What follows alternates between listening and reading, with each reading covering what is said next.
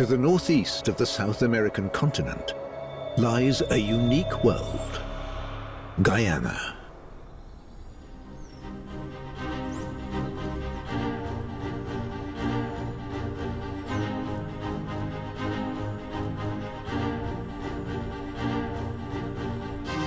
For a small country, Guyana has a remarkable variety of species and landscapes.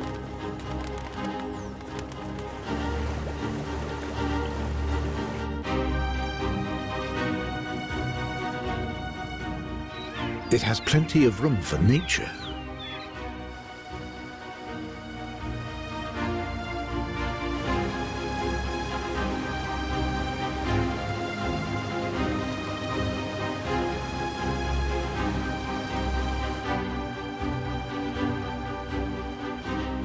Guyana is home to 3 very different ecosystems, each with its own flora and fauna. To the southwest lies the broad savannah. In the center, seemingly endless rainforest. And to the north, the coast, permanently threatened by the ocean.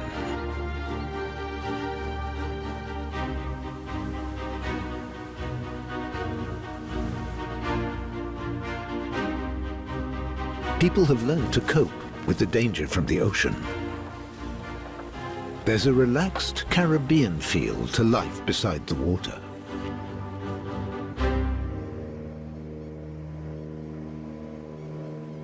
Guyana's coast stretches for 460 kilometers, all facing the mighty Atlantic.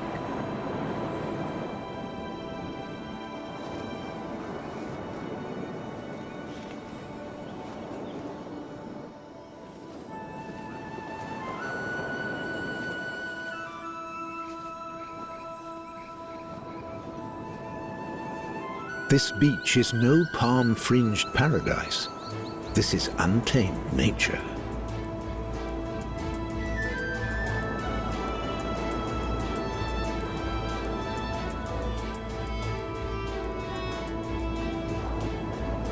Thousands of kilometers of open ocean give the waves enormous power.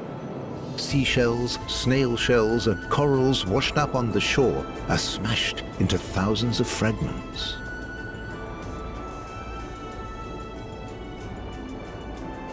And here in the north of Guyana, this beach consists entirely of seashells. Hence its name, Shell Beach.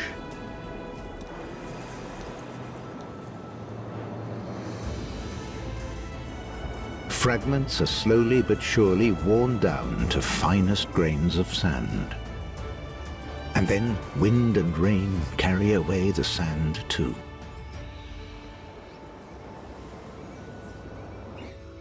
The few people at Shell Beach make a living from fishing. Their livelihood is protected by plants that can live in salt water and withstand the might of the sea. One example is beach morning glory, with strong roots that stabilize the sand.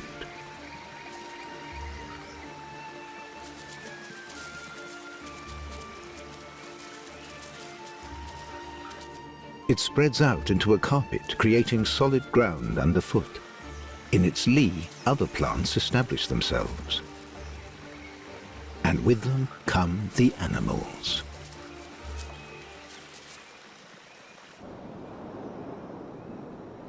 Shell Beach has a special significance for Guyana. It's the only beach far and wide. From April to September, it attracts animals that need this sand. They arrive at night.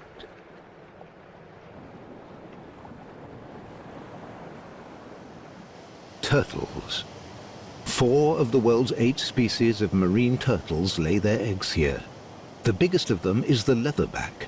It can grow to nearly 2.5 meters, weighing almost a ton.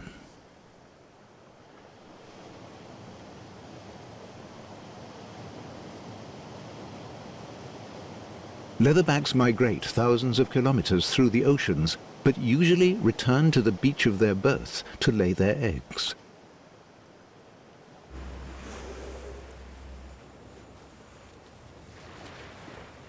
A female digs a pit in the sand and deposits between 50 and 100 eggs.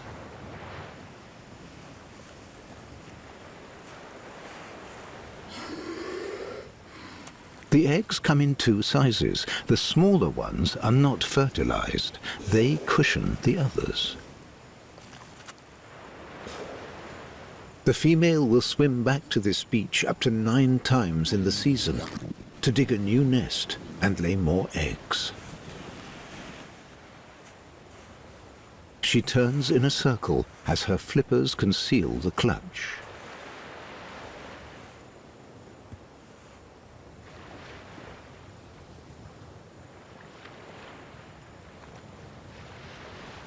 The sun will incubate the eggs.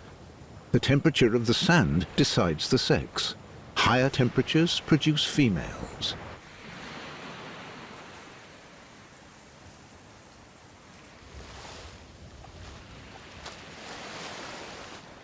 Up to 1,000 turtles return every year to Shell Beach.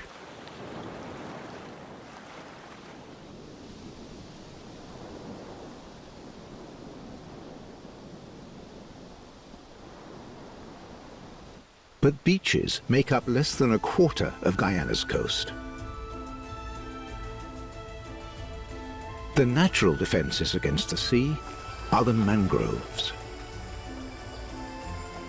Firmly anchored in the silt, their roots protect the land from the full force of the oceans.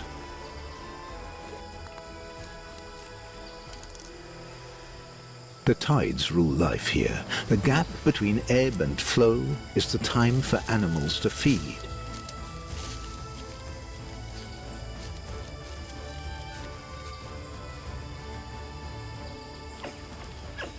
Their shells stop giant helmet snails drying out, but won't save them from hungry capuchin monkeys.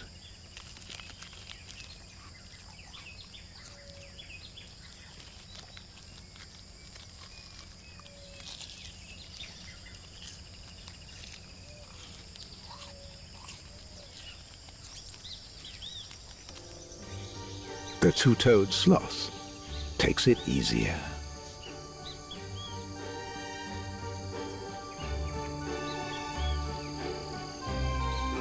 Doing nothing in particular.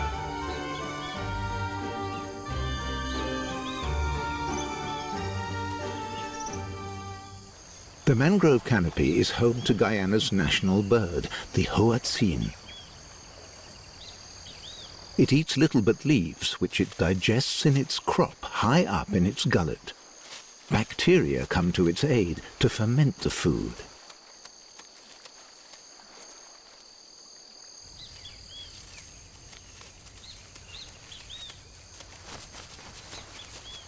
Hoatzin can grow to 70 centimeters tall, but weigh less than a kilo. Males and females are almost identical.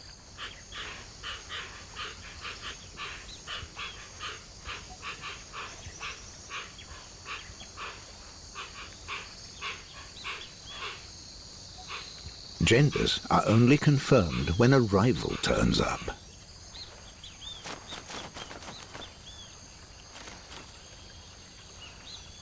Poor flyers, hoatzin tend to hop along the branches.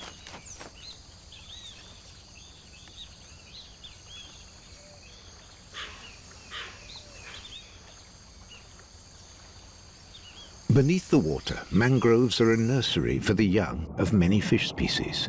They're safe here from sharks and other predators.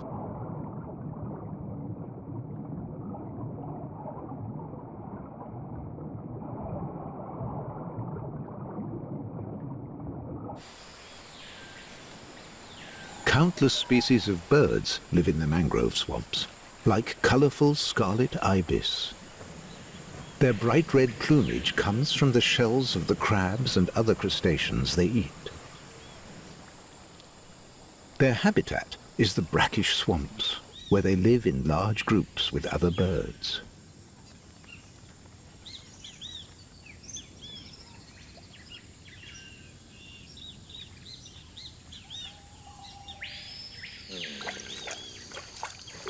The ibis stab the waters with their curved beaks to catch their prey.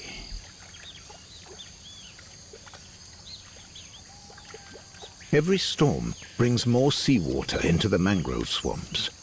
Only plants that can tolerate a high level of salt survive in this zone. These areas are no use for farming. Large stretches of coastline are regularly swamped by the sea.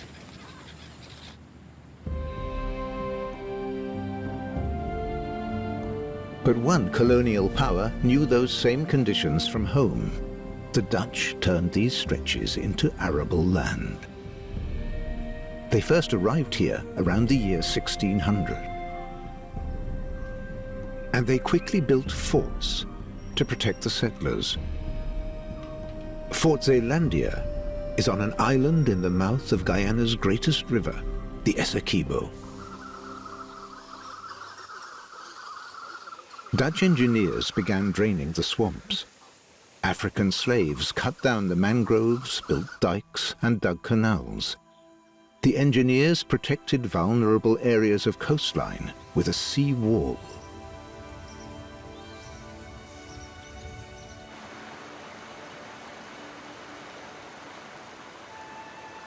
A complex network of waterways was regulated by sluice gates called cokers.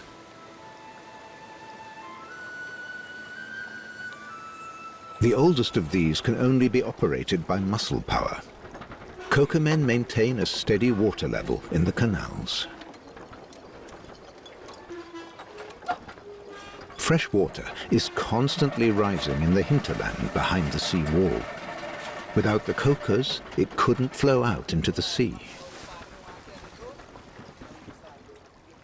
From the days of the earliest Dutch settlers, all this effort was devoted to protecting one crop, sugarcane.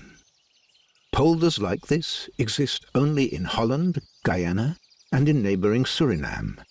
The cane grows on low earthen ramparts that allow the water to flow away more easily. In Guyana, sugarcane is still harvested by hand. The men burn the dry undergrowth to expel mosquitoes, rats, and snakes. The workers cut the canes just above ground level so they'll grow again. Sugar canes need a lot of water, but they can quickly rot.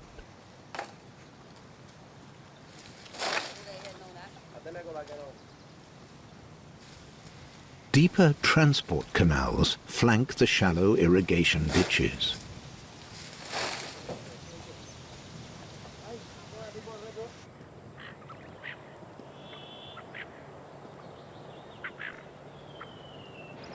The harvest is taken away on barges. Horses used to do this heavy labor.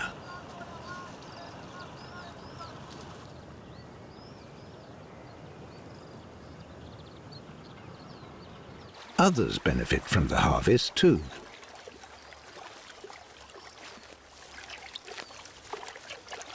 A group of manatees found their way into the canal. They like fresh water and often swim kilometers upriver.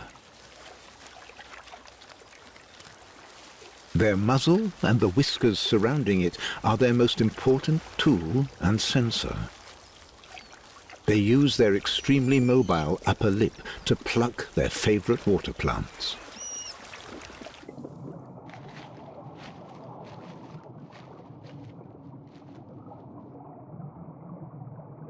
Manatees hold only their nostrils above the water to breathe.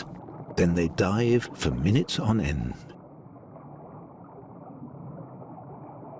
A manatee can live for over 50 years.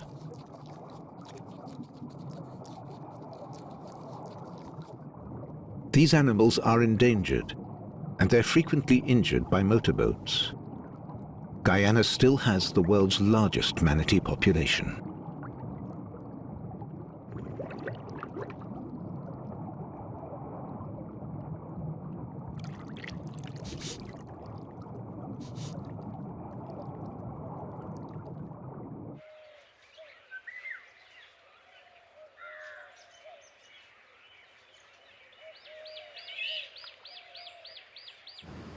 In addition to the canals, the plantation owners also created large water reservoirs. Many of them are now shallow lakes, wetlands full of life.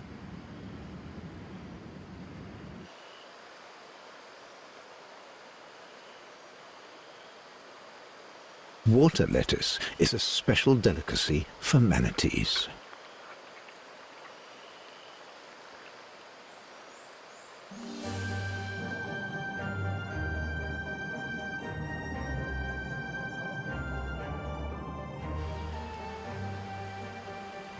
They eat up to a quarter of their body weight every day. Their long, needle-like teeth are ideal for plucking grasses and leaves.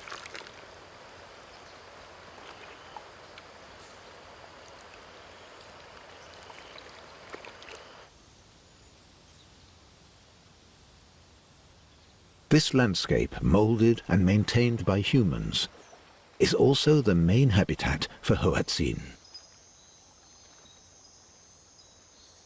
And because of their limited flying ability, they have spread only slowly to other parts.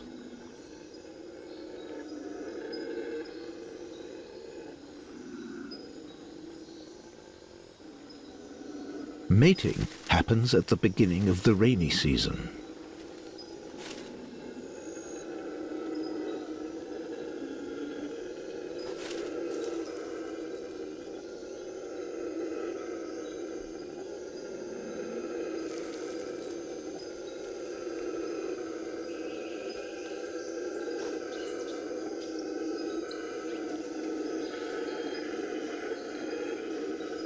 Their neighbours, the golden-handed tamarin, are no danger to them.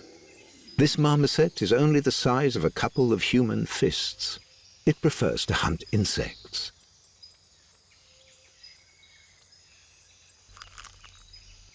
The insect's high protein content promotes brain growth.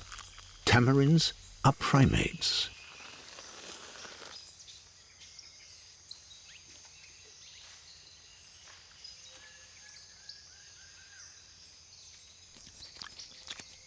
Golden-handed tamarins are only found in a small area, mainly in Guyana and neighboring Suriname.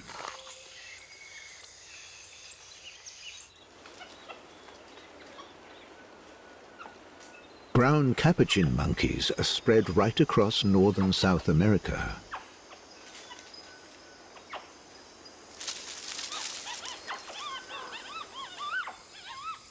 These omnivores are always looking out for predators like snakes and raptors.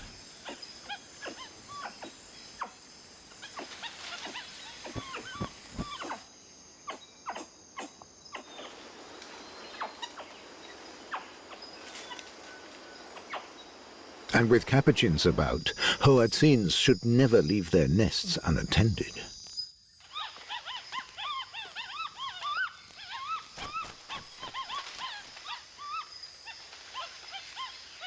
Thieves are everywhere.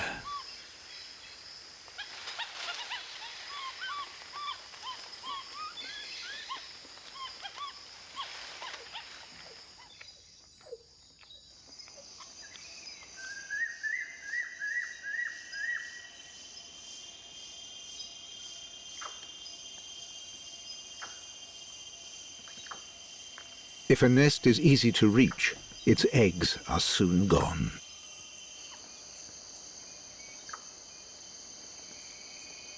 Under the Dutch, canals were the main means of transport.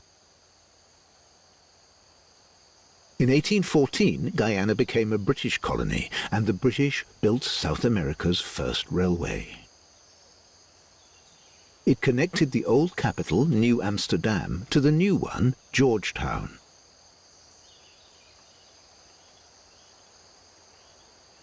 This bridge is all that remains of the 100-kilometer line.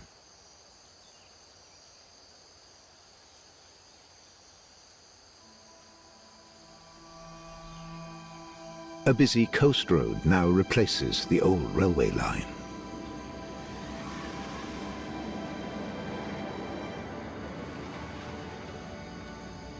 To reach the capital from the north, you have to cross the Demerara River. It gave its name to the colony's unrefined brown sugar.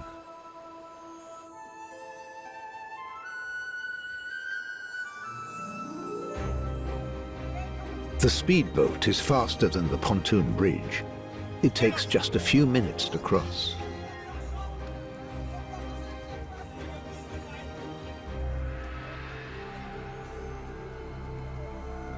As elsewhere in the Caribbean, there's a cosmopolitan mix of people here. As well as the indigenous tribes, there are Europeans, Indians, the descendants of African slaves, and Chinese.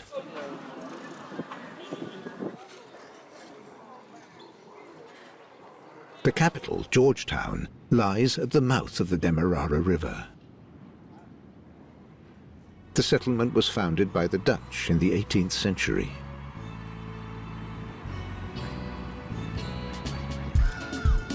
The French made it the capital, and it was later taken over by the British.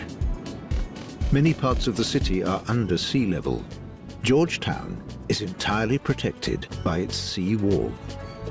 They call it the Garden City of the Caribbean.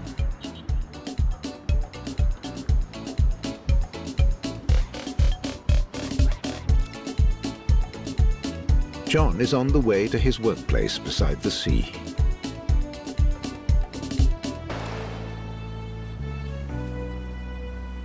Every day he can choose a location for his workshop. John is one of Guyana's independent craftsmen who make everyday products for locals and tourists.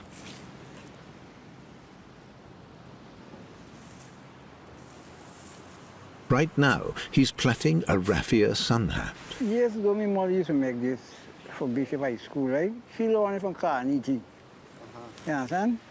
And she didn't really teach me, you know. I just teach her doing it. And I decided to try a thing. And that's how I ended up with it. Only a few people still master this technique.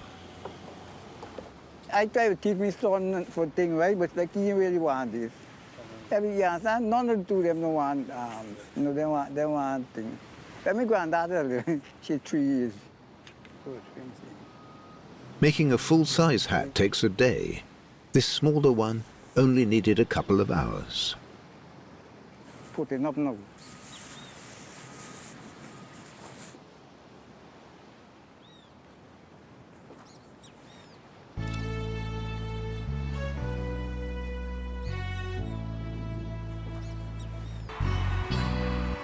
If the Dutch put their stamp on the countryside, British colonial style dominates the town. There's a protection order on the old wooden houses, but the tropical climate makes preservation difficult. There are many reminders of the old colonial masters. Guyana didn't become independent until 1966.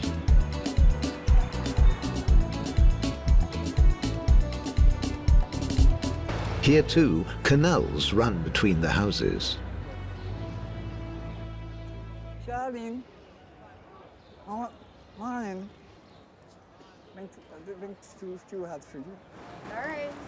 Okay.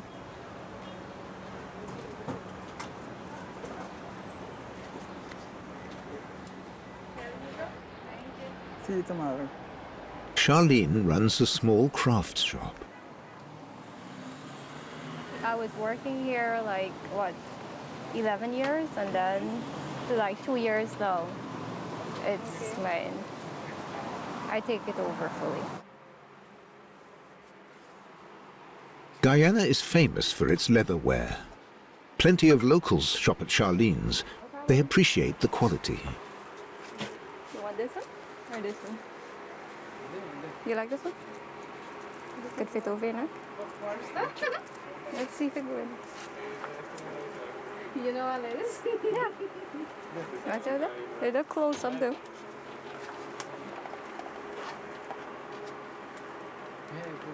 They're good? You like it? Alrighty. A local craftsman makes these comfortable sandals for Charlene. My name is Mark. Mark Brown. I'm a leather craftsman. This is where I live, the area of Sussex Street, All Boys Town. Yes, this is where the magic happens. We will be working now on a leather slipper. So there we go. Mark punches out the pattern, and then he adds his own stamp. It's a bag for Mark Brown and my signature there. Mark uses cowhide and sheepskin. Everything is handmade. Guyana has no industry and imports few manufactured goods. We use our sharp knife.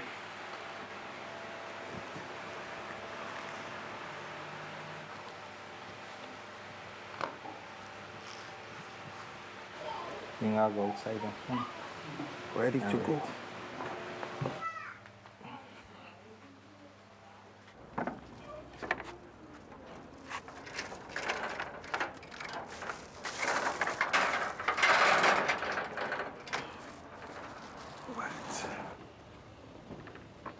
Mark works beside one of the canals that crisscross the town. It's so overgrown, it's a perfect hiding place for animals. A young anaconda settles between the leaves of the lotus flowers.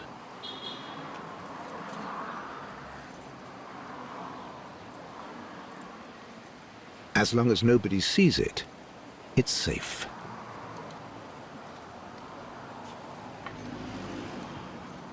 Snakes are constantly making their way into town. There are so many hidden corners in the canals.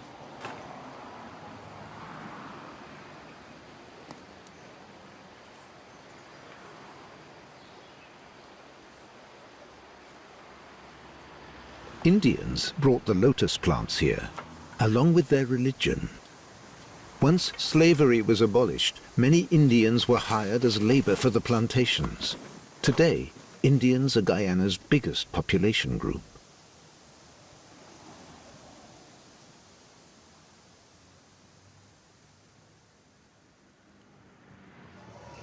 Guyana's streets are busy at night, too.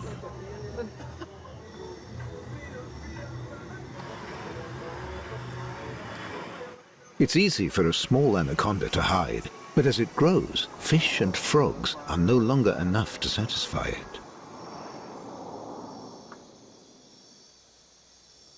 It sets out at dusk to find more substantial prey.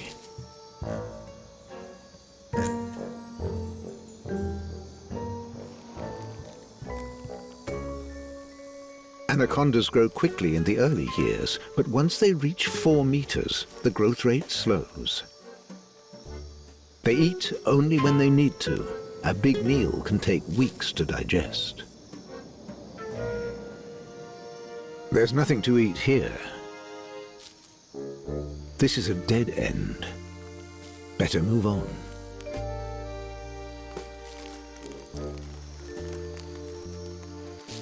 Humans have nothing to fear from anacondas, but that's not true of the animals they keep. Some anacondas like fish. Others will only eat chicken.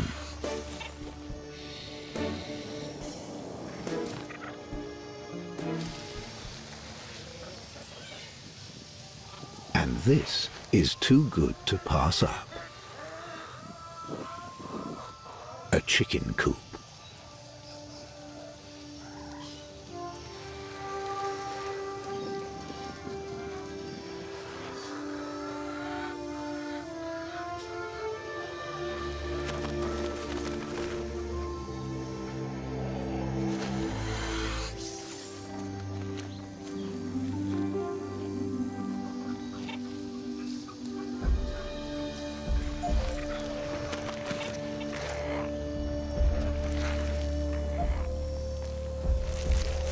If an anaconda attacks chickens, or even a dog, its fate is usually sealed.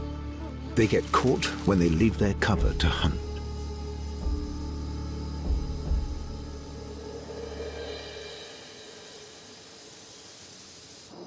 Next morning, it's still far from the safety of a canal.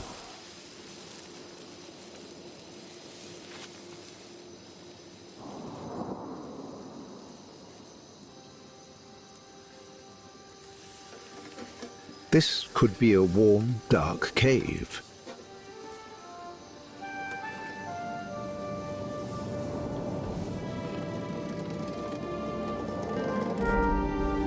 A human and a snake are in for a shock.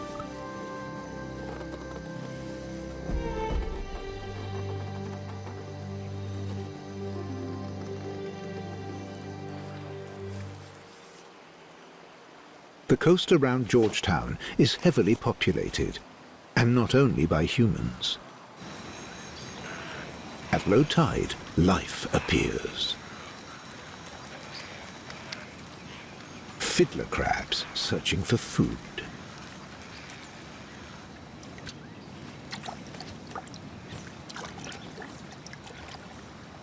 And the mud is full of prey.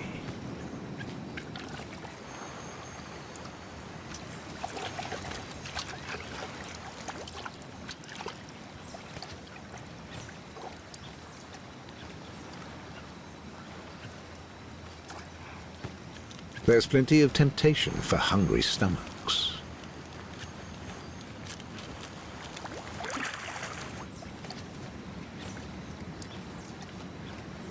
Curious creatures gather at the waterline. Four-eyed fish.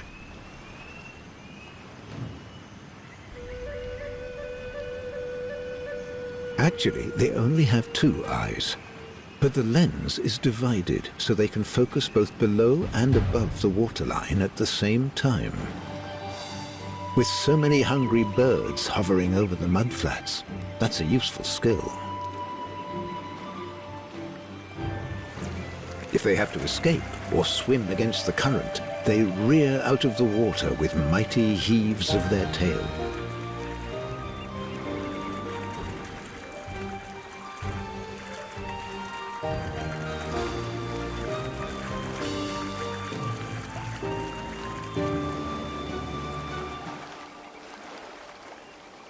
At low tide, they come to the muddiest part of the shore, scraping brown algae from the rocks or scooping up stranded insects.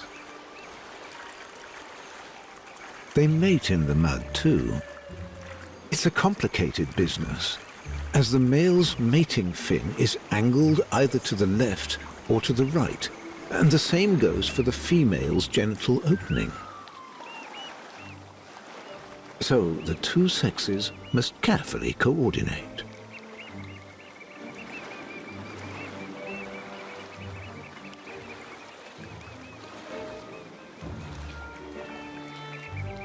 Then again, four eyes have one evolutionary advantage. They give birth to live young.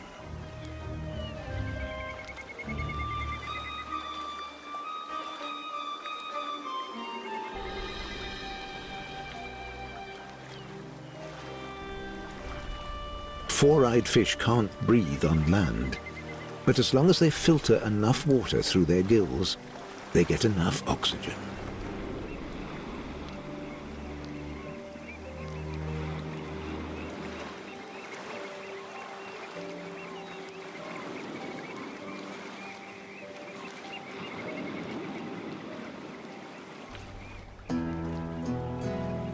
Guyana has so few beaches that people take advantage of low tide to work or to enjoy themselves.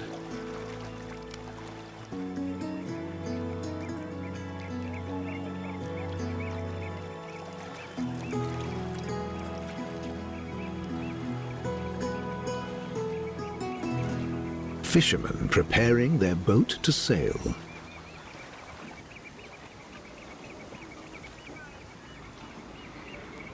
Hernan Binhort, known as Paper, and his son Dave are already setting out. In their small boat, the shanty, they'll stay close to the shore. The ocean-going boats are bigger.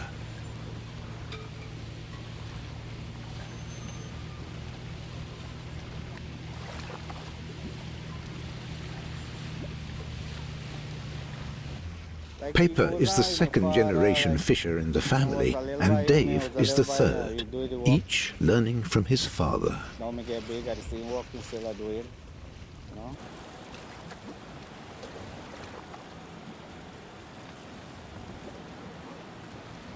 Paper and Dave mark the spot where the first gill net has been laid.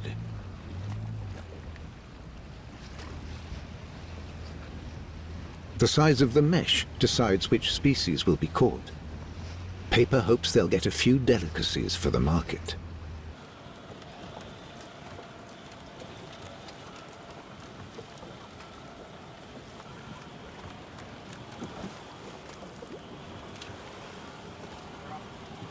When water seeps in, a little bit of pumping does the trick.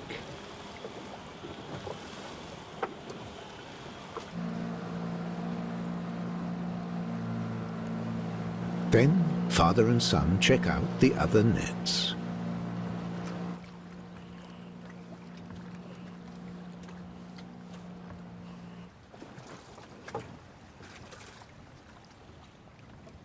Things are small, like doing the work, and really like the work. You know, I like the work, and now I get big and still I do the work. Come up there, I can start there, I can start.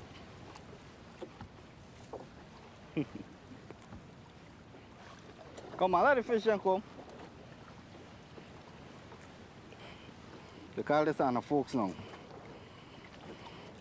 This don't sell a truck, but people are scared at home for like for cook and them thing. Got your foot, just open foot.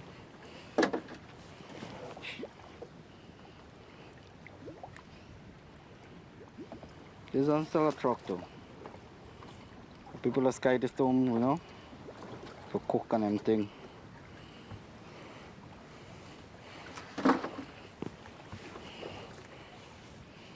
I don't know.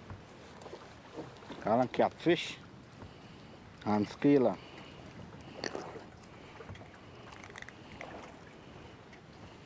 And the folks.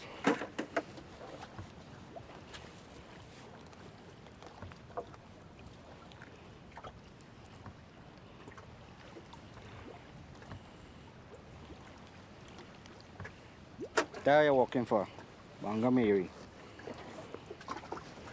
Yeah, so.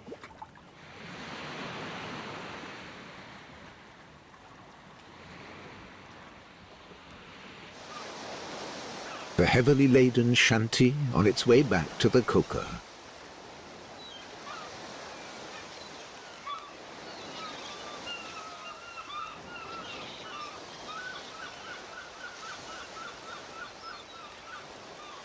Paper has to get to the dealer's truck on time. The rising tide saves on fuel.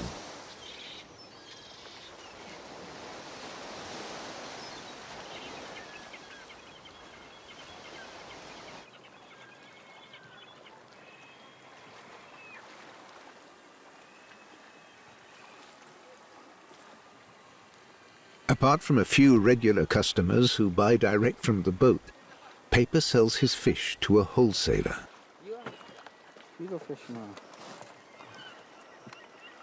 I sell it to the truck. At the cooker, the trucker come at the cooker and buy it. And then I go and do them thing and go and sell it.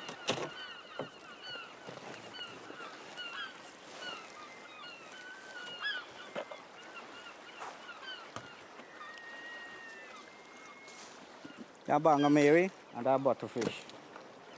Butterfish.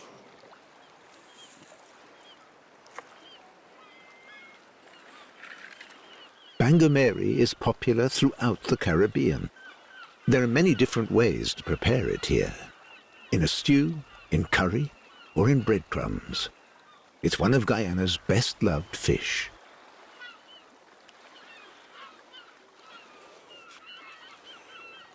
At the truck, the fish are sorted, checked, and weighed.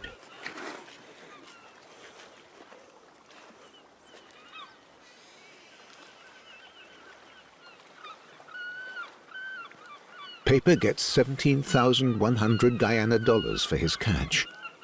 That's about 75 euros. Good, huh?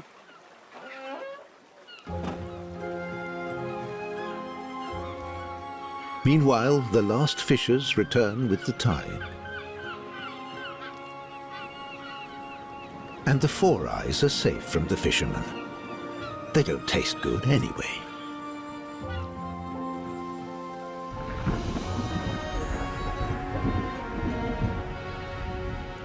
In the rainy season, storm clouds can reach 18 kilometers into the sky.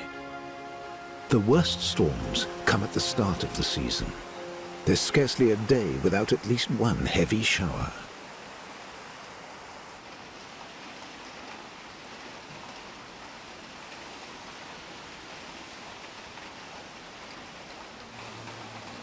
The streets are regularly awash.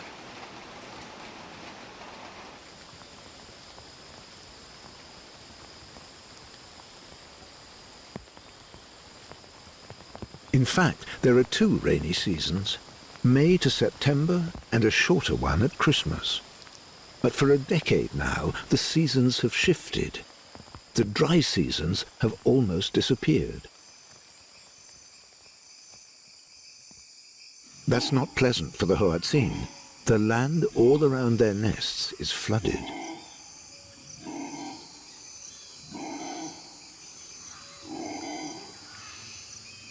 Howler monkeys use the breaks between showers to exercise and grab some food. These are the only New World monkeys that can see in color. That may help them locate especially juicy young shoots. For howler monkeys only eat leaves. Just like hoatzins. The birds use the breaks too, to eat and dry their feathers.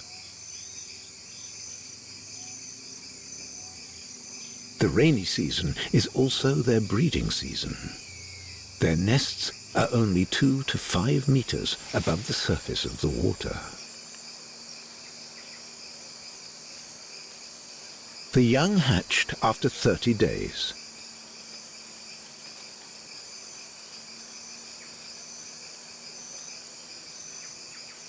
Parents feed them a puree of leaf pulp. There's not much nutrition there, so the chicks only grow slowly. They're fed for 2 months till they're ready to fly. Older siblings help care for the young. 2 parents could hardly support a full clutch on their own.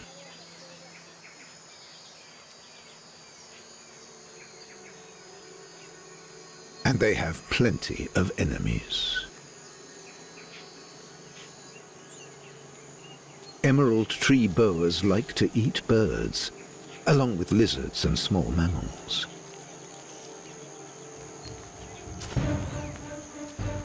The mother hasn't abandoned the chick. She's distracting the snake, and the chicks have a special way of escaping. At just 3 days old, young hoatzins can topple into the water, swimming and diving.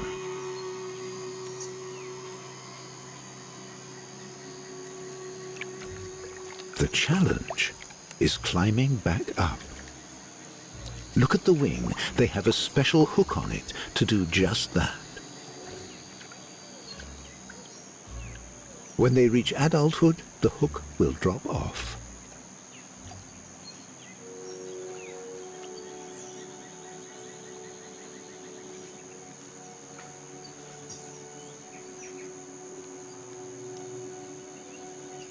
Their powerful legs and claws, too, help them hold on tight.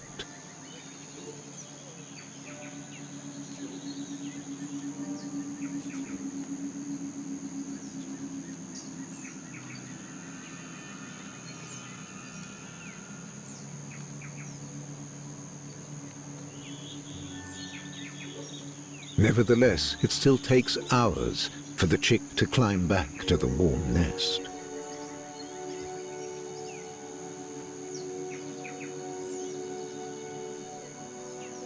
Under attack from a capuchin monkey, a martin, or a bird of prey, the chick will repeat this exercise as often as necessary. But it all saps energy. Only 1 in 3 chicks reach adulthood. In Guyana, hoatzins can often be seen living near humans along rivers and canals. Maybe it's this proximity that gained them the nickname stink bird, because of the smell from their fermenting food.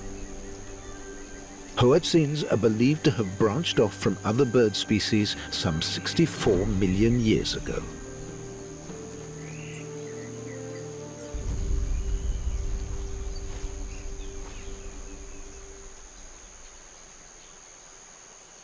Floods can threaten Guyana even outside the rainy season.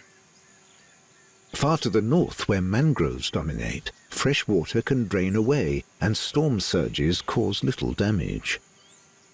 In the south, only the seawall protects the coast. This is where 80% of Guyanese live.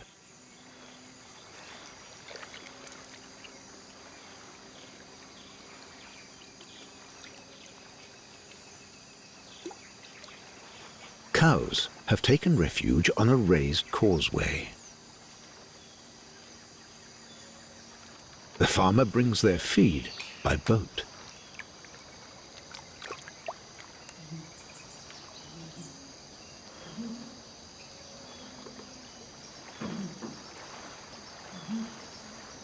This situation is not unusual, but it is difficult.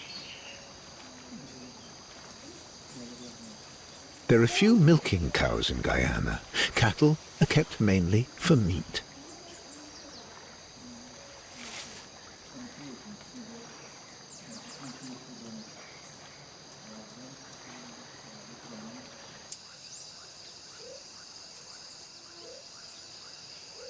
This year, the flooding hasn't been too severe. Rainwater gathered on the land side of the seawall like a filling bathtub.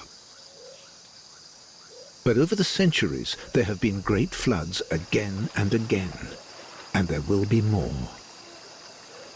Many homes are built on stilts, with the living quarters at the top.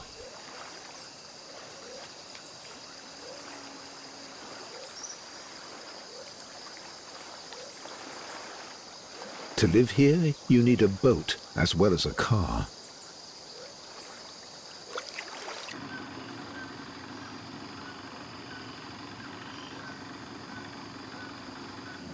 Still water soon becomes a breeding ground for malaria and yellow fever, so the faster it drains away, the better.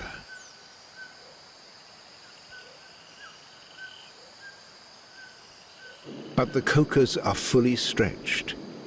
In the Great Flood of 2004, 40% of Guyanans lost their homes.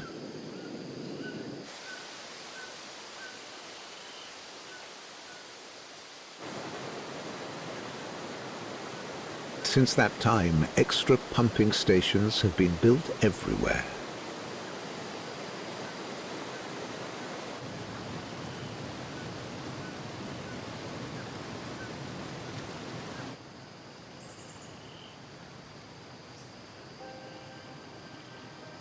New cocas are now much bigger. But the sea wall is indispensable. Again and again, storms have swept entire plantations into the sea. People and homes have been washed away.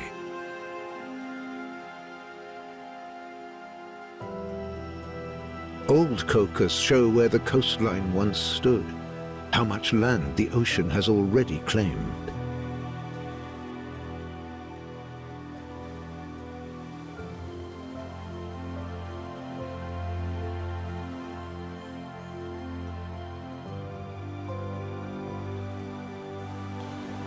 The seawall protects 2/3 of Guyana's coast against the might of the Atlantic.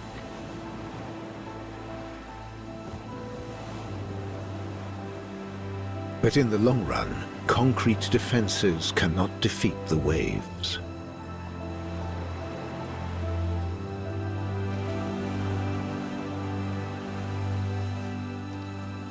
There is a solution. It lies with nature. mangroves can break the force of the waves. The idea of natural coastal protection has only recently taken hold. For the first time, mangrove forests are being deliberately planted. And once they're established, they strike out on their own. A shoot drops from a small tree. The tides carry it further. When it finds the right mixture of brackish water, it straightens up and puts down roots.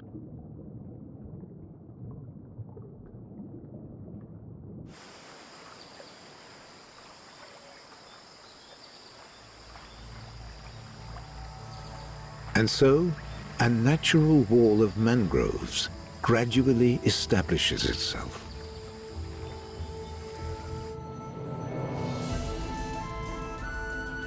The roots anchor the land,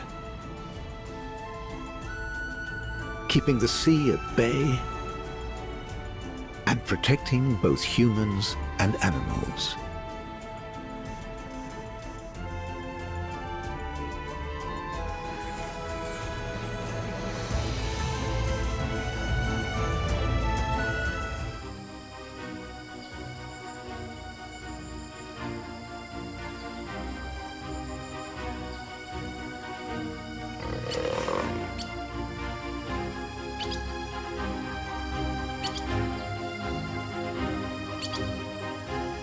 Guyana is a small country with an unrivaled variety of landscapes and wildlife.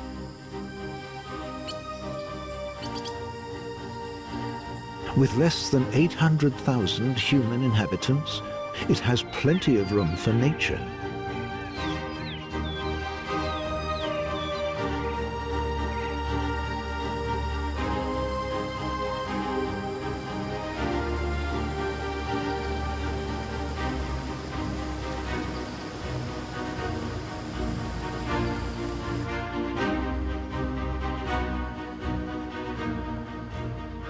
Guyana has three very different ecosystems, each with its own flora and fauna. To the southwest lies the broad savannah. To the north, the coast, permanently threatened by the ocean. Between them, seemingly endless rainforest. About 80% of the country is covered by pristine forests, Guyana's green heart. Crisscrossed by rivers and waterways. Here, indigenous peoples live between nature and the modern world.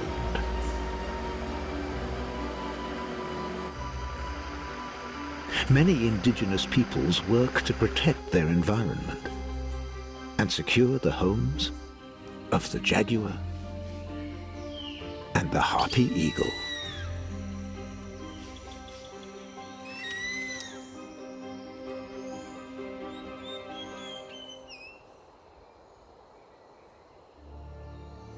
One single road links Guyana with the rest of the continent. It extends almost 500 kilometers from the capital Georgetown on the Atlantic coast to the border with Brazil.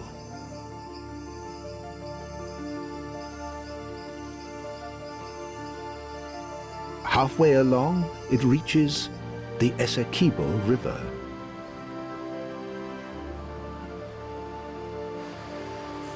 The first ferry crosses at 6 a.m.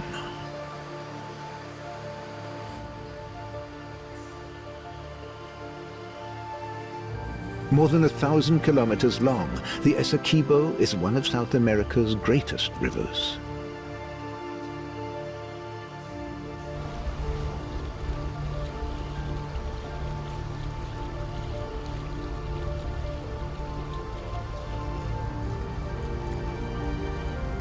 This is an untamed waterway, a frontier between civilization and wilderness.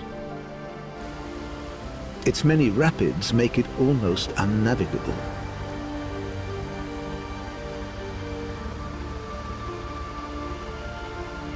In the dry season, they're constantly dredging to clear it of silt.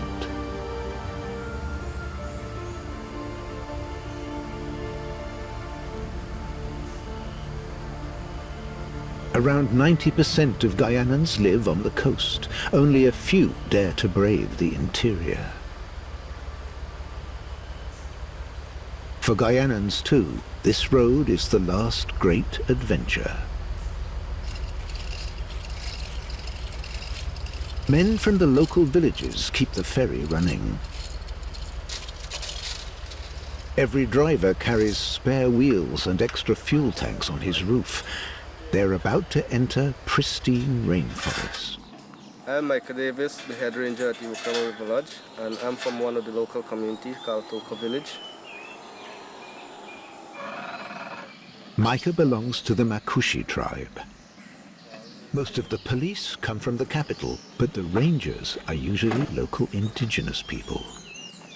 Together they check out the travelers. Micah is especially on the lookout for poachers. They shoot animals for food.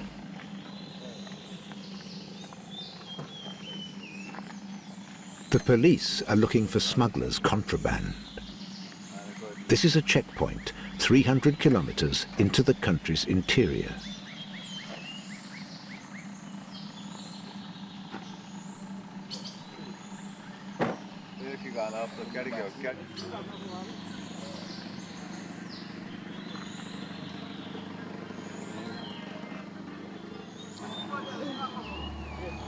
On the far side is the Iwokrama protected area.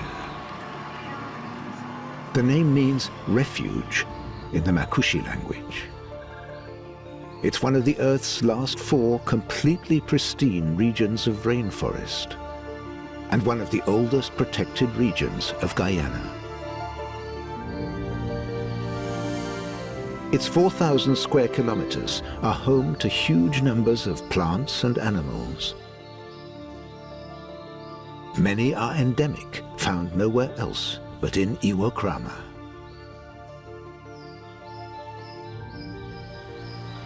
For humans, the heart of the region is the Eco Lodge. It combines ecotourism and research. The goal is the sustainable use of the forest.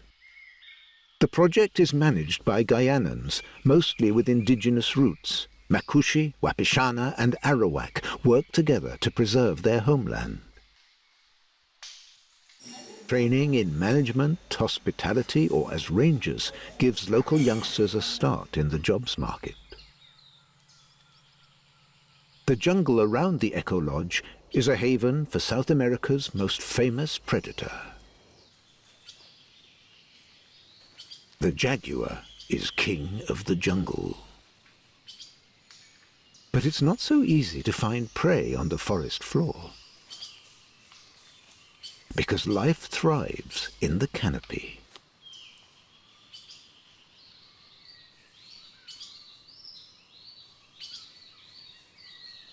Where everything reaches up towards the light, with wings or good climbing skills has an advantage, like pauis or New World porcupines.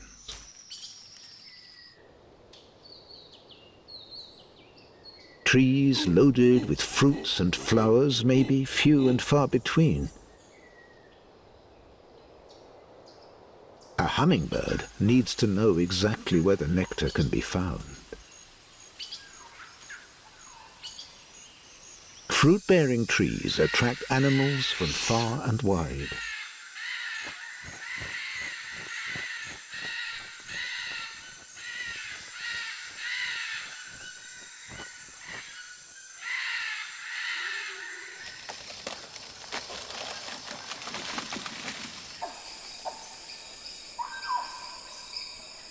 Red-faced spider monkeys swing through the canopy in search of sweet fruit.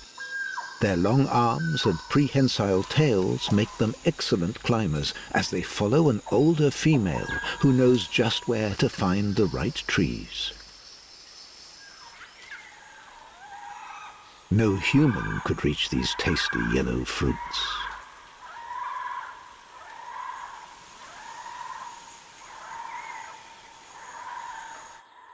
Some canopy animals never descend to terra firma.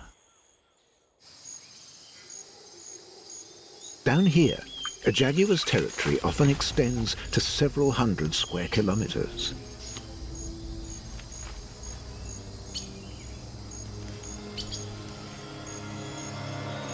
He's picked up a scent. Jaguars don't chase their prey, they slink up and strike from cover.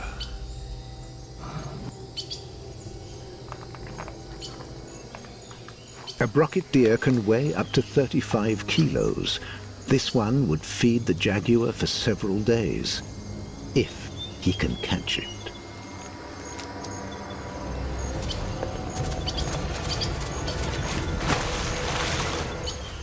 The bite to the neck is typical. A jaguar's jaws are so powerful they can crack open a tortoise shell.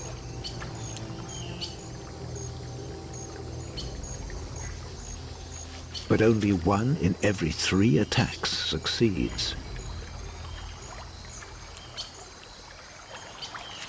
Prey this big is worth all the effort. He'll take it to a safe hiding place.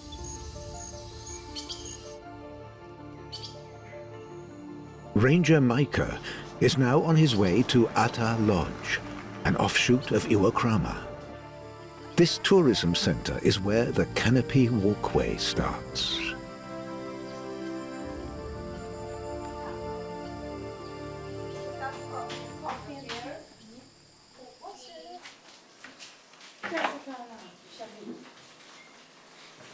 "30 meters up, the suspended walkway passes through the forest canopy. And this is one of our platforms that we normally come in the morning or in the afternoon during the day.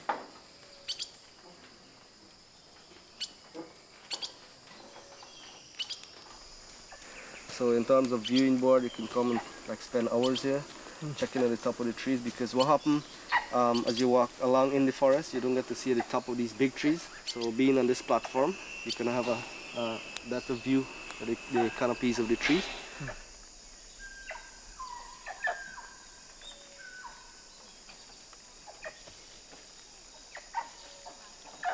These fruits, when they're fruiting, is the best season to look for monkeys, because they tend to come close around on these trees. You have a better view of the different species of monkeys passing along the canopy of the trees.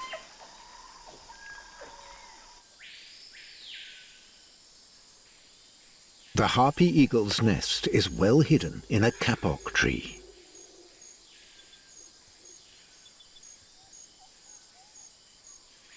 In the first months of an eaglet's life, one of the parents is always close by.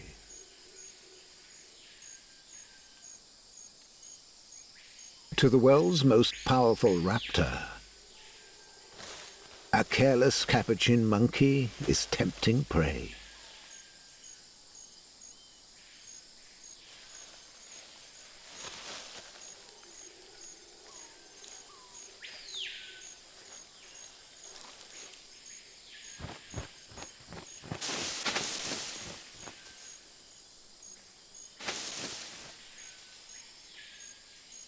Every 3 days, the eaglet needs several kilos of meat, relying entirely on the hunting skills of its parents. Looking after themselves, their partner, and the chick doubles the workload of each of the adults. The parents deliver their prey, birds, sloths, opossums, or monkeys. Even in the canopy, the supply is limited.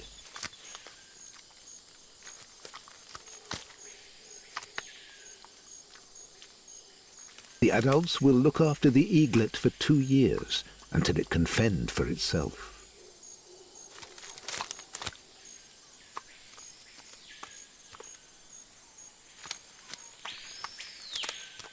The eagles need big territories. Iwakrama can accommodate just 50 breeding pairs.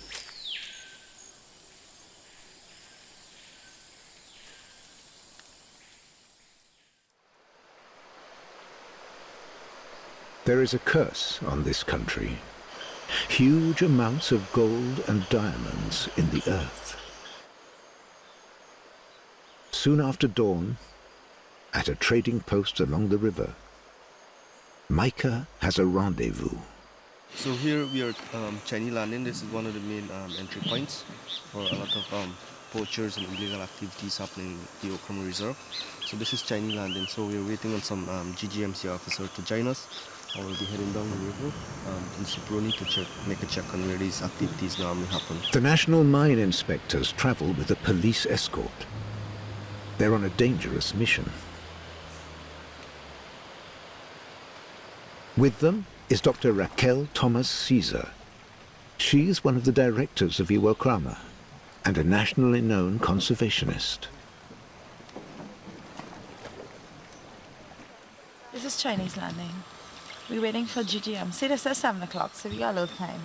Okay.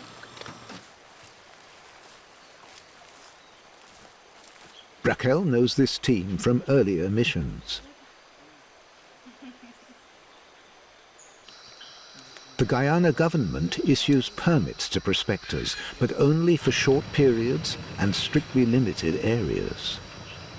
Illegal gold miners are suspected in this area. The joint mission begins. They travel along the borders of Iwokrama to a small tributary, the Sipuruni.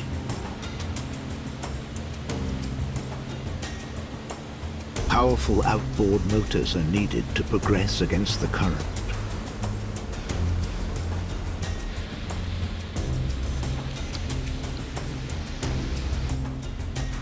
They've been on the move for more than half an hour with no real idea of what awaits them.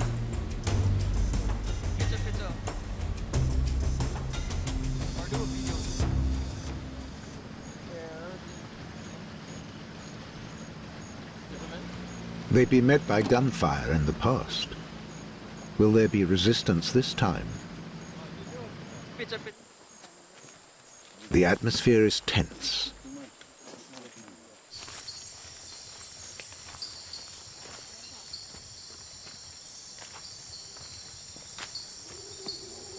Nothing.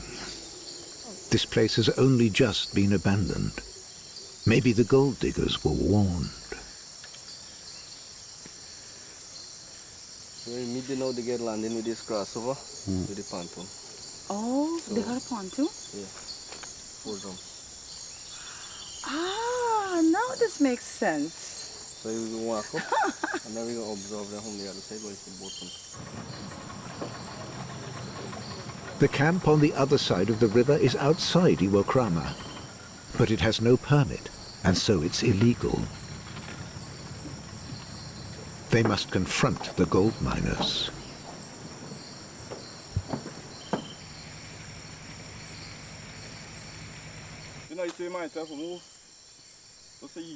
These men know perfectly well they shouldn't be here, but the desire for easy money is too powerful. What they can do, they can bring in other officers, break down the camps, confiscate equipment and so on. And by using those methods, take away the expensive equipment and so on, hope to cut their limbs in terms of what they're doing here. But as you can see here, this is like a huge mess. This is like in the buffer zone. This is like huge devastation here.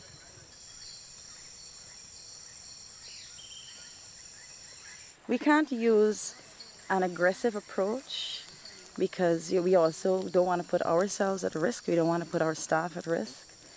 Speaking to them, negotiating, and so on. There were many more miners here. A lot of them have left. So I think we've made progress. So we can sort them out too. Helping to bring them in. Partners in crime. Well, you see, we don't even have a boat, so we can't move farther than this bank. I know. Yeah. Anyway, I gotta go. Okay. See you all later. Have a good day. Nice talking to you. Nice talking to you too. The mission has been only moderately successful. Once again, the authorities break up the gold miners' homemade rafts.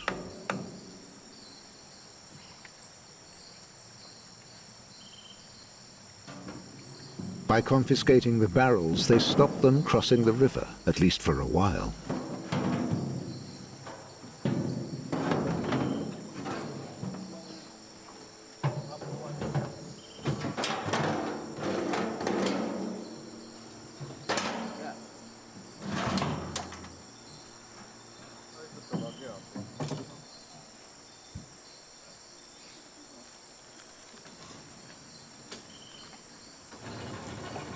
Raquel, Micah and their team will have to come back again and again.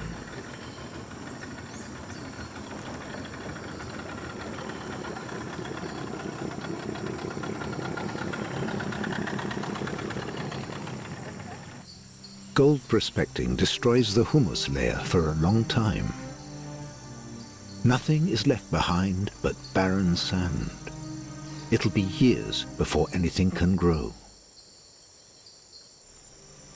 Rainforest is being destroyed here too, but the traditional slash and burn technique of the indigenous tribes is very different.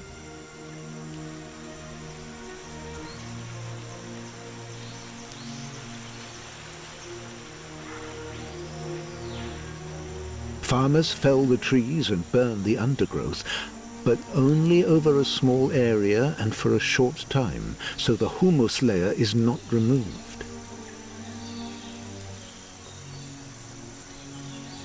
The farmers can still use this land. Ash fortifies the soil and works as a fertilizer. Well, today I come and started for plant now, the cassavas.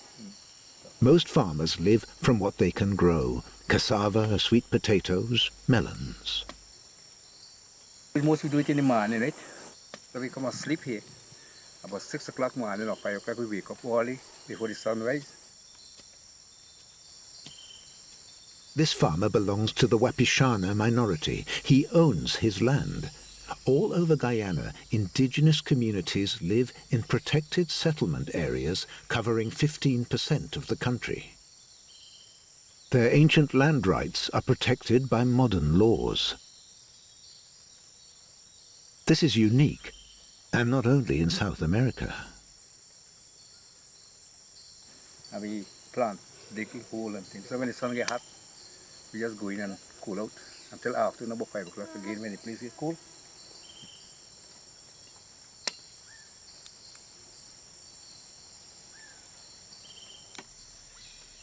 This kind of farming doesn't destroy broad areas of forest, as in other countries. When he gives up this field after a couple of years, the jungle will soon fill the gap. Secondary forest will grow in its place. First, grasses and pioneer plants that seek the light. Then, fast-growing trees and shrubs will take over. Typically, palms, bushes, and short-lived softwoods like cecropia.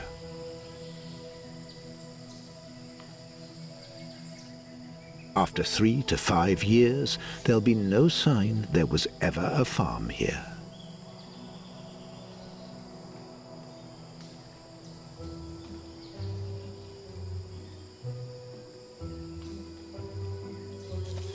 Tapir and deer find delicate, sweet grasses in these clearings. Valuable grazing land in the harsh undergrowth. This is the abundance of the jungle.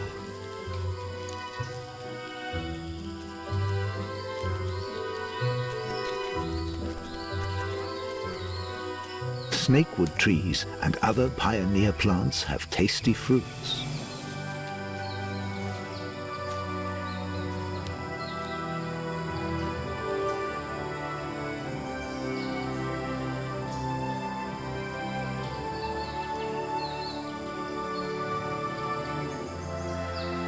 Cecropia leaves soft and sweet.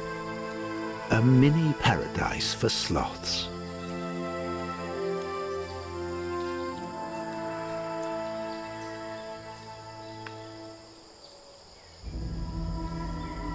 But this profusion is brief. Pioneer plants don't live long. After just a few years, they're ousted by forest giants.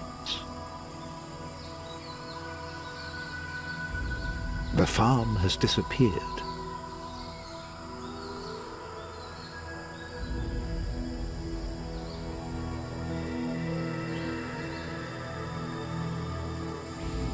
The canopy crowns everything.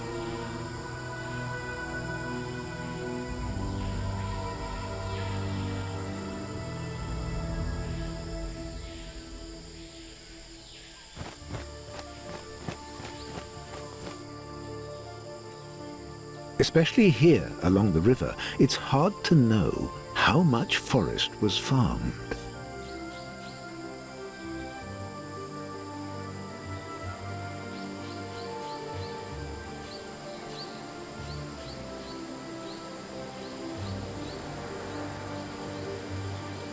But at the most isolated places, you'll find ancient rock carvings, evidence of human presence.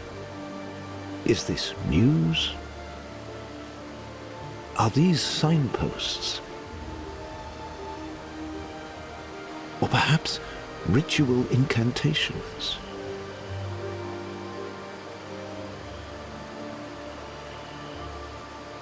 No one knows what these mysterious signs mean, how old they are, or who made them. Archaeologists have found traces of settlements nearby.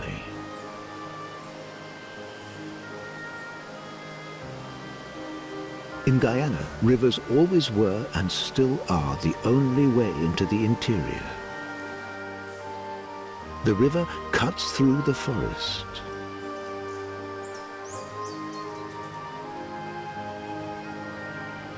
A means of transport.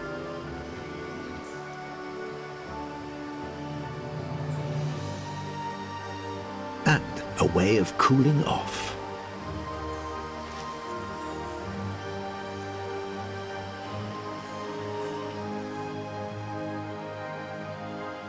The village of Apoteri lies here, at the confluence of the Essequibo and the Rupununi rivers.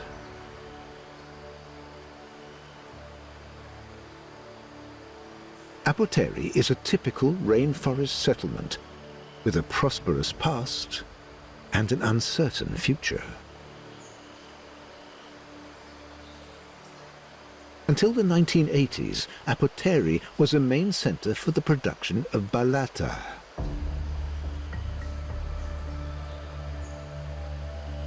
Balata is the hardest, less elastic cousin of rubber. The collectors would roam the pristine forest, looking for trees to milk.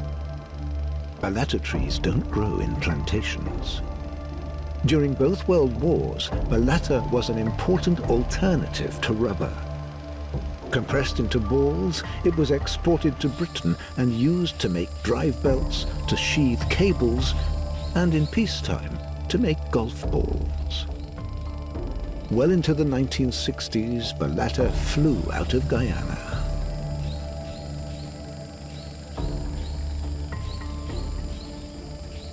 But now it's been replaced by synthetic rubber and is no longer used industrially.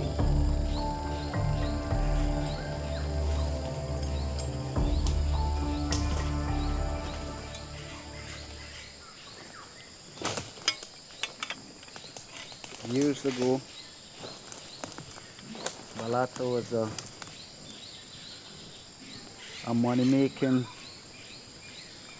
thing, and now balata, they don't bleed balata anymore, but now I still want to bleed balata because I am making like little handicrafts like these for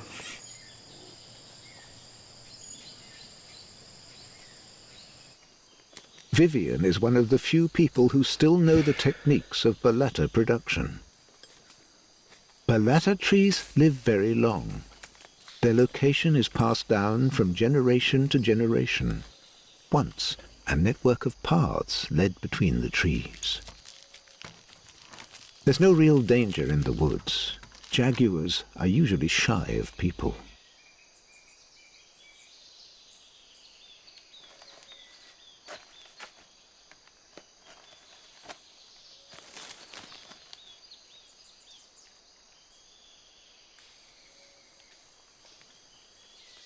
Vivian only finds occasional traces.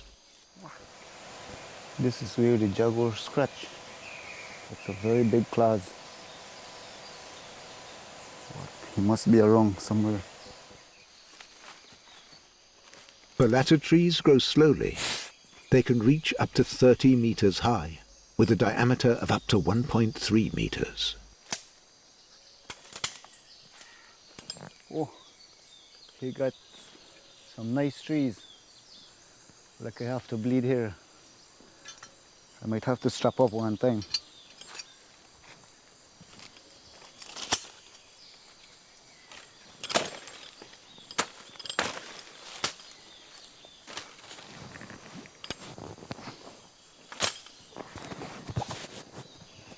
Vivian's equipment is old and primitive, but it works. He inherited it from his father and has changed nothing.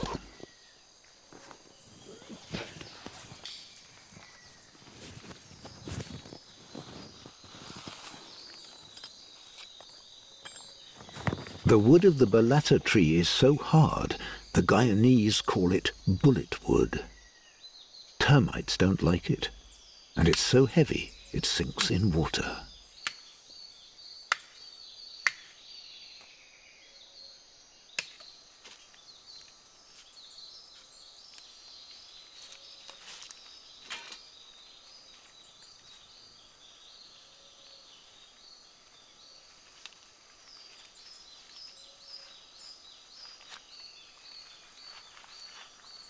The milky white sap starts to flow as soon as the bark is pierced.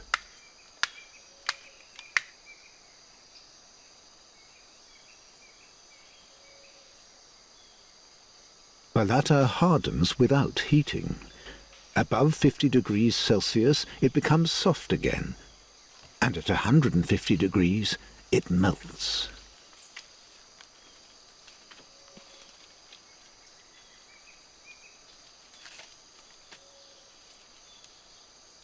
Indigenous Guyanans made drinking cups and jugs from the sap, and they still use it for local arts and crafts.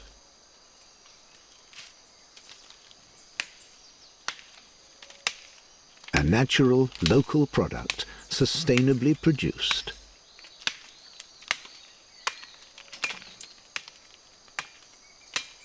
Industrialization has replaced balata with cheaper and more versatile plastics.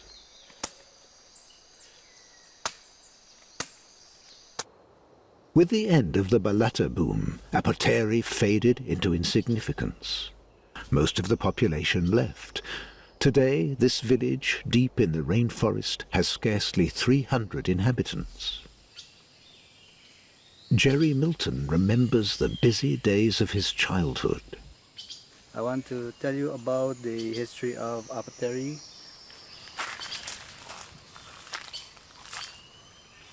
Jerry knows where to find traces of the boom days.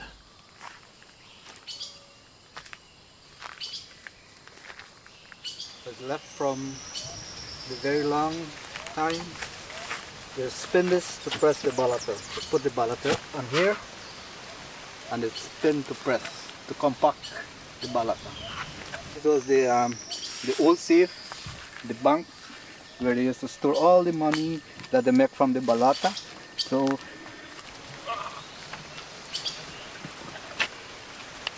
that's the bank.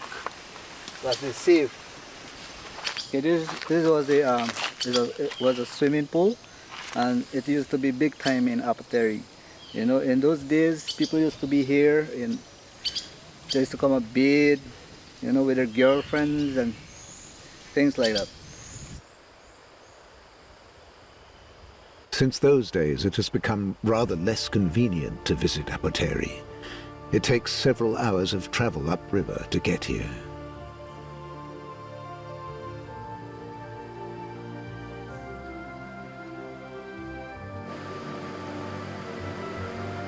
But Jerry wants to stay, at least a little bit longer. He earns a living as a tour guide, showing off his homeland.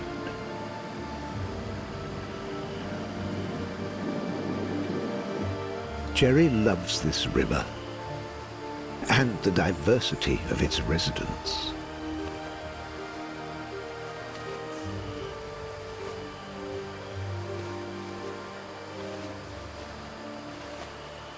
The giant otters are the most impressive mammals. They hunt fish together. The locals call them water dogs. Biologically, they're related to weasels. The Essequibo is ideal hunting territory for them.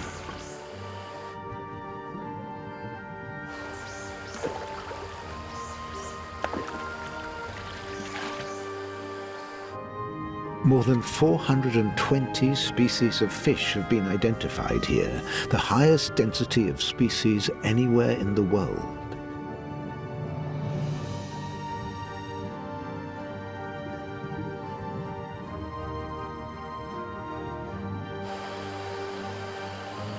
The arapaima hold the local record, at 2 meters long, weighing more than 100 kilos. Its favorite prey is piranhas.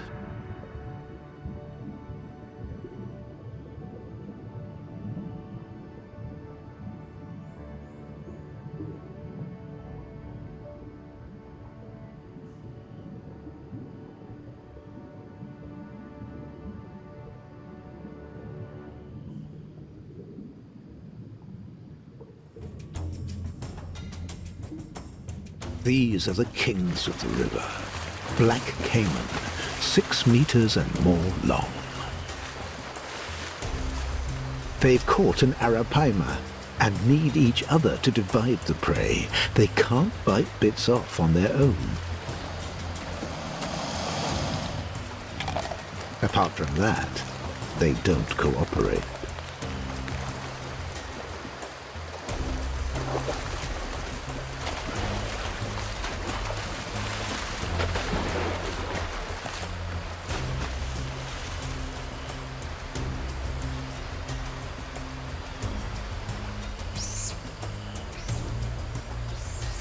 Giant otters are different.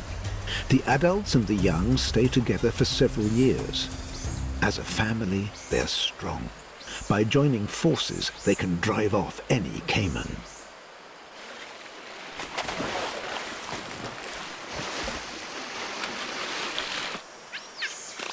They work together like a pack of skilled hunting dogs, especially when defending their territory and their young.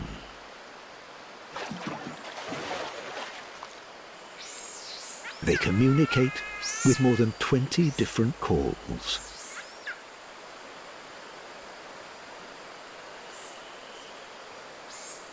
One family will excavate several lairs.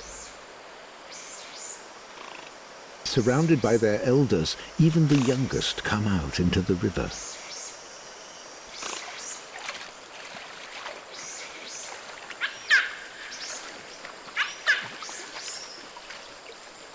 The adults share their prey with the young. The locals' names for them sum up their hunting skills: water dogs, river wolves, and water jaguars.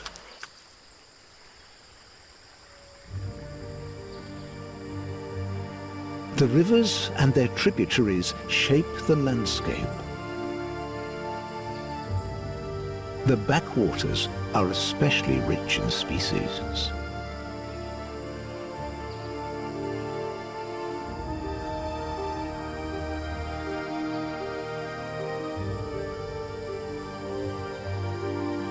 This is where the black caiman have their nurseries.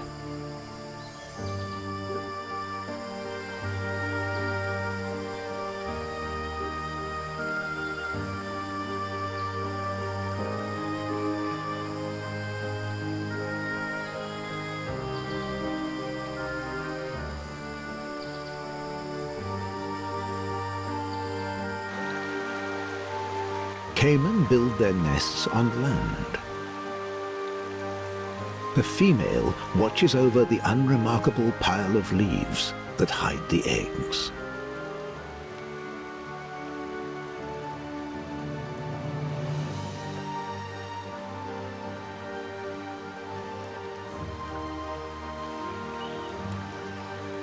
Close by, boys are shooting fish with bows and arrows. Really, it's a sport.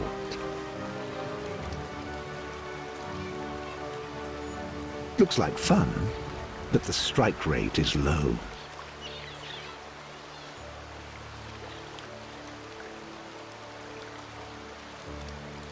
Sensibly, the girls use nets.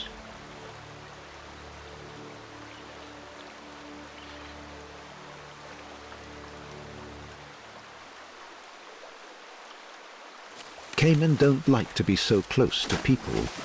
She leaves her nest momentarily when she hears them. And the capuchin monkey sees its chance.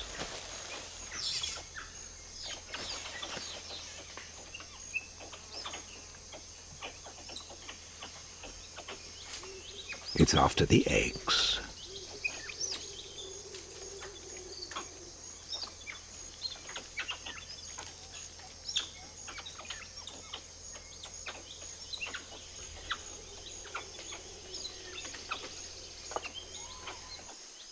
The local people like caiman eggs too.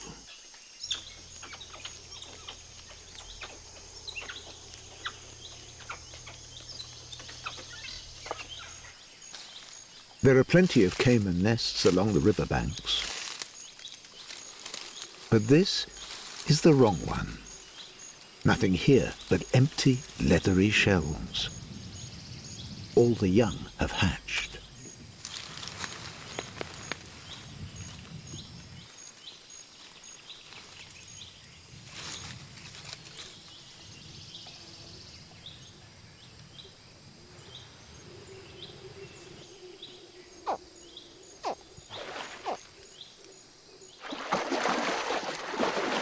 Every adult caiman instinctively responds to the call of the young. The threat worked.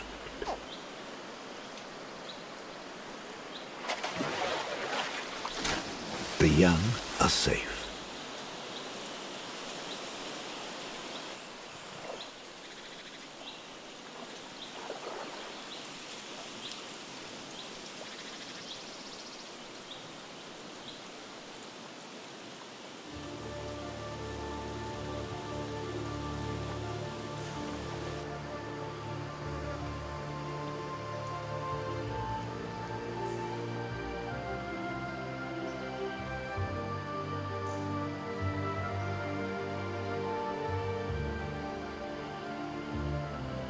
But there's more to the jungle than life on the riverbanks.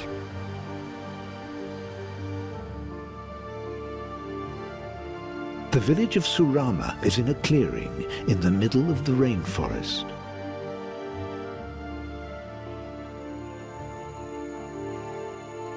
It lies beyond stretches of dense forest and savannah.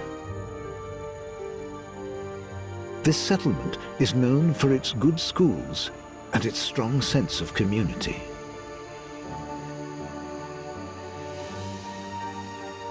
The people see themselves as indigenous and modern. They hold their traditions close. Once a week, all the villagers come together to build. Everyone contributes what they can.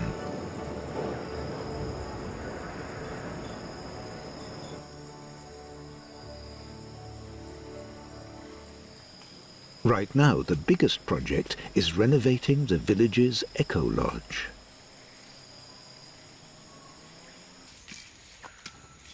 No one questions the need to work together for the good of the community. Projects are discussed and agreed in the village council.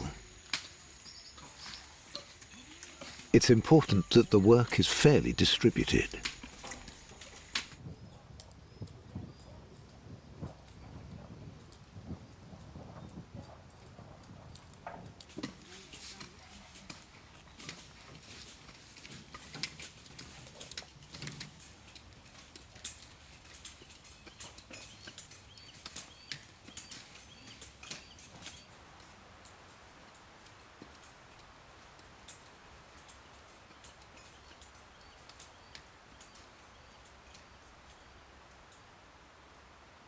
This isn't the only successful community project.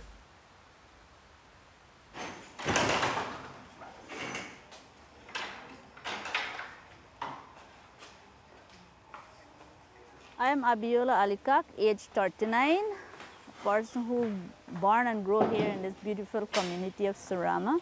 I work with the Junior Wildlife Club for the past 21 years, being a coordinator, being a mentor to these students, to the children of my community.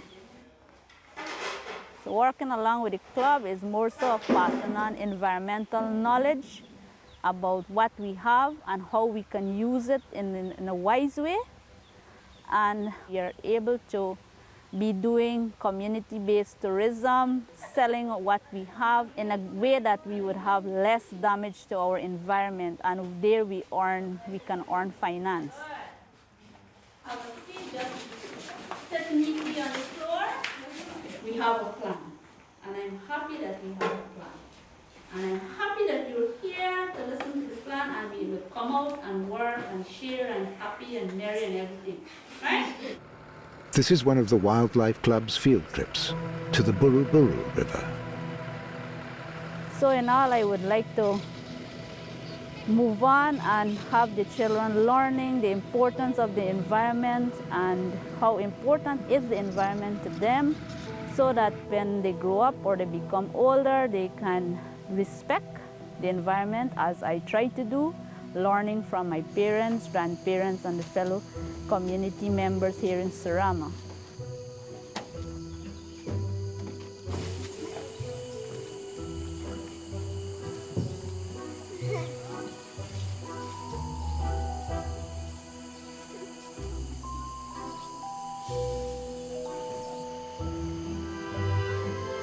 The river is part of the Surama region, and the villagers have taken the rainforest and the animals here under their protection. There are no more villages upstream. The community will give no one permission to create a new farm or cut down trees.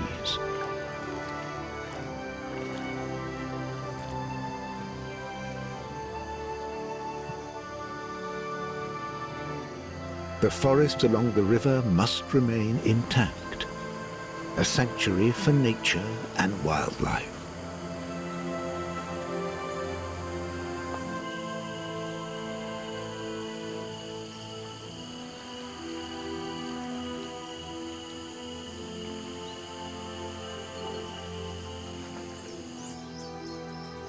And the forests around Surama are full of life, just waiting to be discovered. Deep in the jungle, there are still traces of abandoned farms that offer luscious fruits all year round. They attract plenty of hungry herbivores. Like these kinkajous.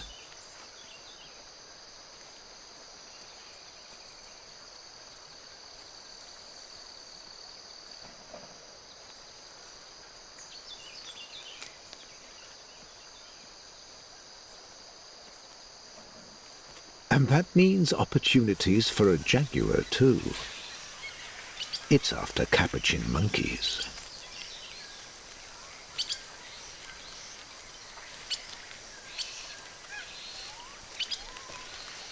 Height may mean safety, but that can be deceptive.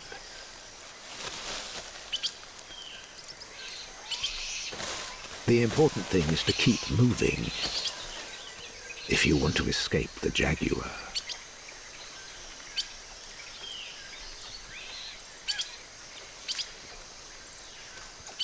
A predator's life is not easy. The odds are always on the side of the prey, especially when the prey is young and agile. Jaguars are excellent climbers, but the monkeys are usually faster.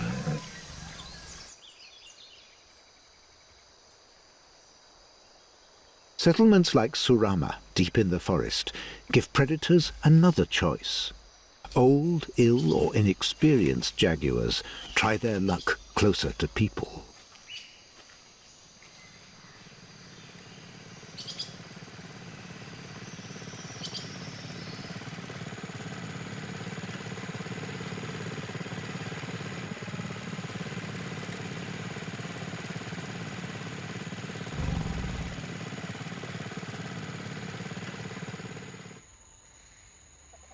Chickens or dogs are easier prey.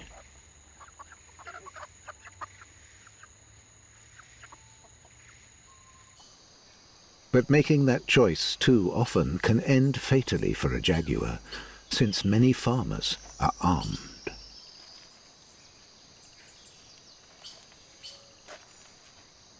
In Surama, though, humans try to live beside the animals with mutual respect. You can avoid a jaguar attacking you. If you get in contact with a jaguar, like you're walking and you glance and you just notice this eyes on you, you just keep staring the jaguar straight in its face. Don't move and let the jaguar do the first move. Because if you allow you to move and the jaguar to keep staring at you, you become the loser at the end of the day, and then he can attack.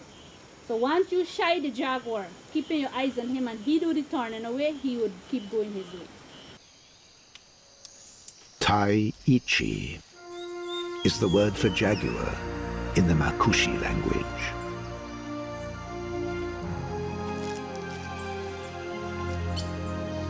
Just as much as the rainforest itself, this big cat is part of the culture and life experience of every Guyanan here in the hinterland. Only time will tell whether the indigenous peoples can succeed in maintaining their heritage, their culture, and the forests, and whether Guyana will remain a homeland for the jaguar.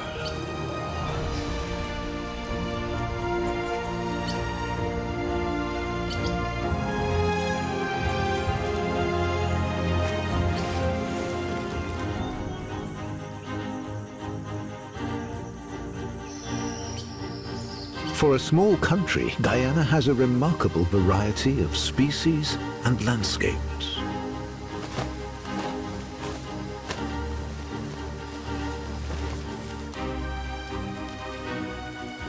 And plenty of room for animals.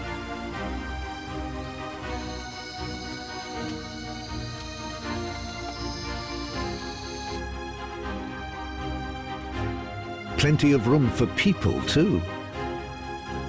But here in the southwest, few take it up. This land may seem empty and neglected. And yet these landscapes are brimming with life.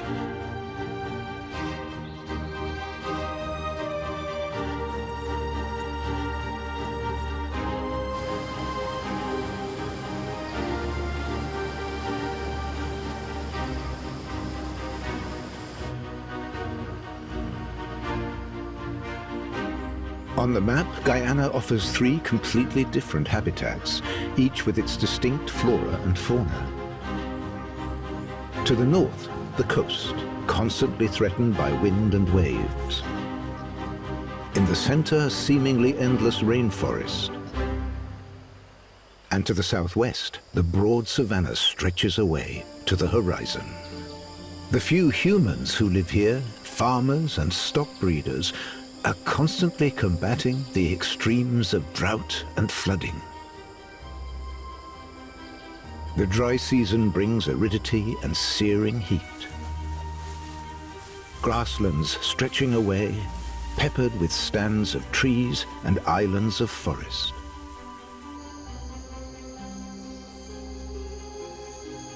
The wet season transforms the savanna into a land of lakes.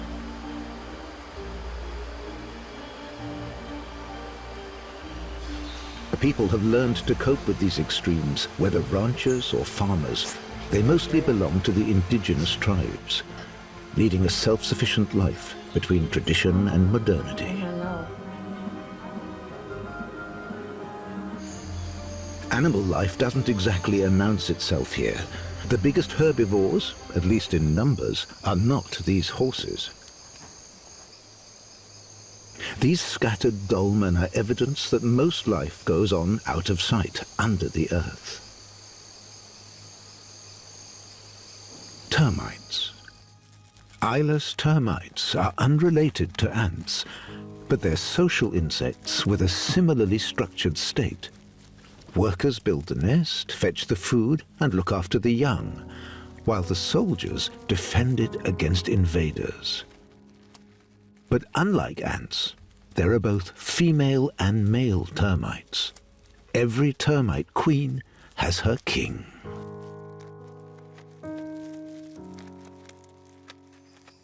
Termite mounds are chimneys, ventilating and cooling the nest that extends far underground.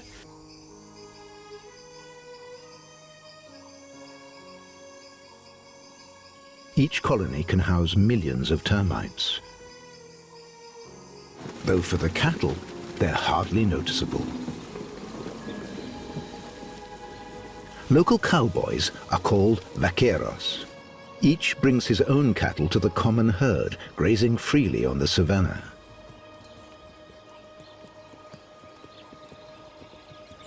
They've come across a young, unbranded calf. Each man knows his own cattle. They're with them every day. The cattle are their living, their mobile bank accounts. A healthy steer can be worth $1,000 US. If they need cash, they catch one and sell it. So each new member of the herd is soon identified and claimed.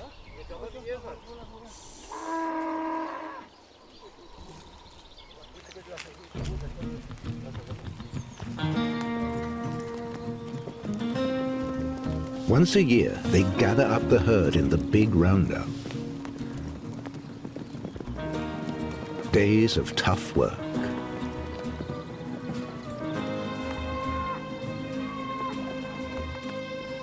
Young animals are branded in the corral while steers are selected for market. Dangerous work. These animals are strong and they like their freedom.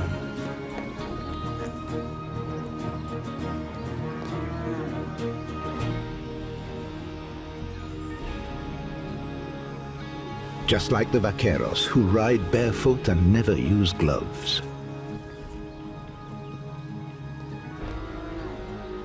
What counts here is experience and cooperation.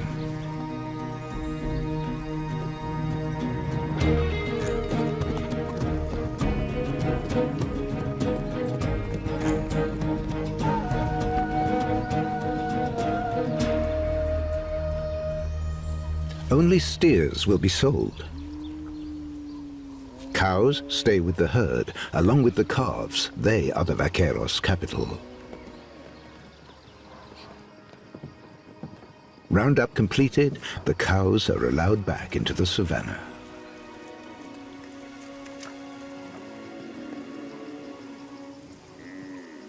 The selected steers wait on the spot for the great trek to start. The vaqueros will set out tomorrow to the mountain villages to sell their steers for the best price they can get.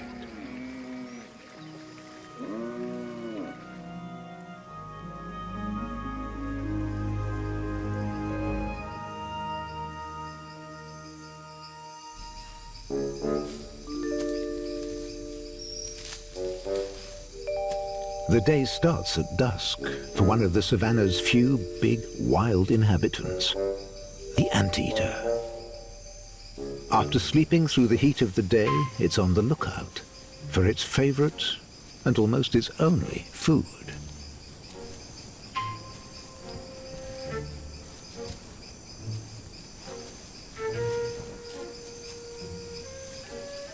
Termites. Anteaters are loners. There may be no others for kilometers around. Their unusual bone structure enables them to stand upright. From nose to tail, they can measure more than 2 meters.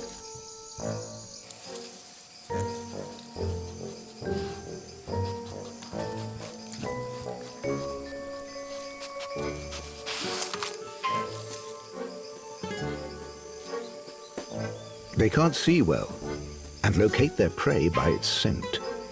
They eat nothing but termites and ants.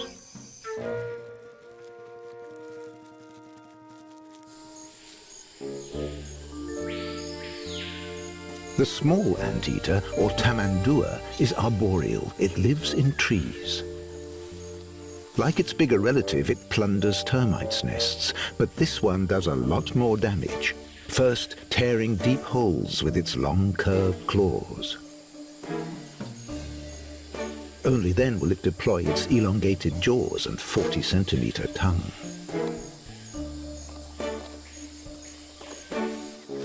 Another relative, the armadillo, has been awakened by the row.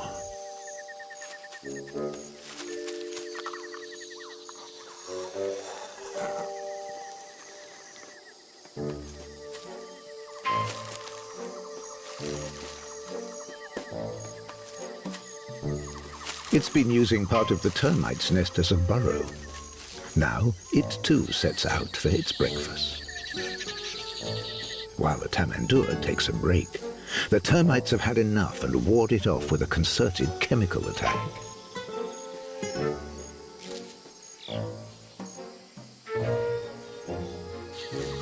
Armadillos eat insects, but not exclusively. They like grasses and fruit too, climbing on their hind legs to sniff out the food.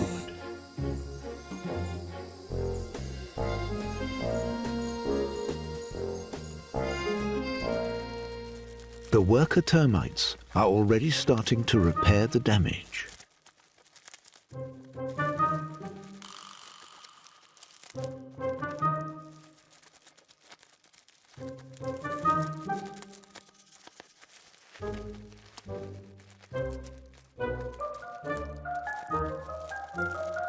They produce a secretion to glue fragments of earth into a stable wall, part of their defense against their enemies, the ants, and also against nearby termite colonies.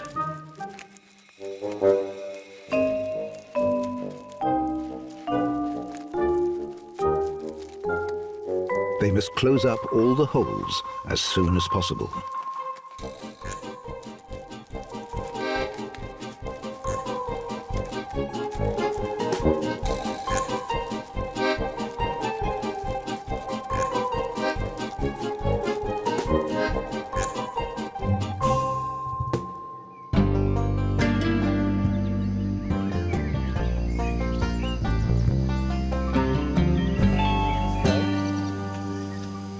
Next morning, the vaqueros make an unwelcome discovery. One of their steers is missing. They can't work out if it broke loose of its own accord. In any case, it's a serious loss. They'll have to go out and look for it. Right now, they have no clues.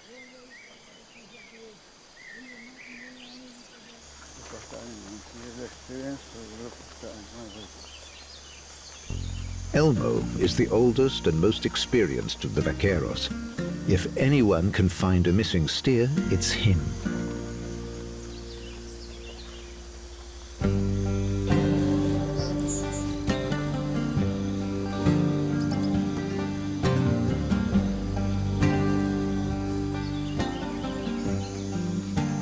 He's riding to the lookout point.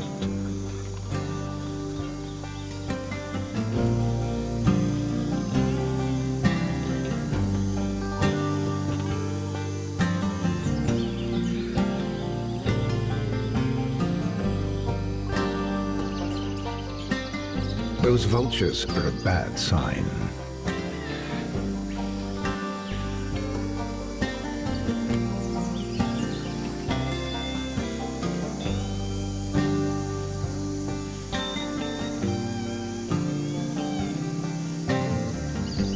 But they're the best chance of finding the steer.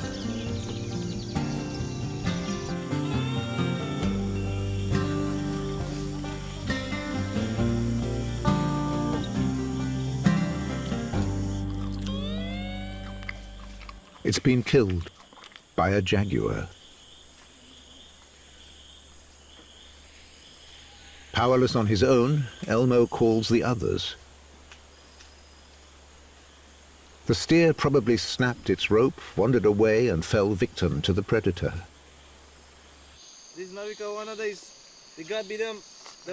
Only when the others arrive will Elmo approach the carcass. One man on his own would be defenseless against the jaguar.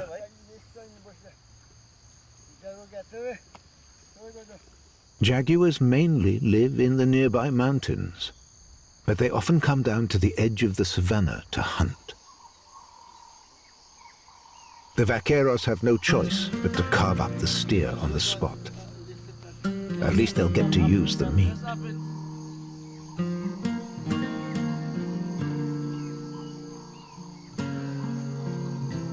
They don't want to take revenge on the jaguar.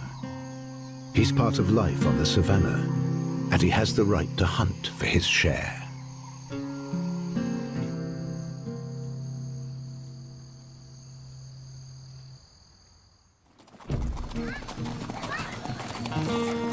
Nothing stands still here.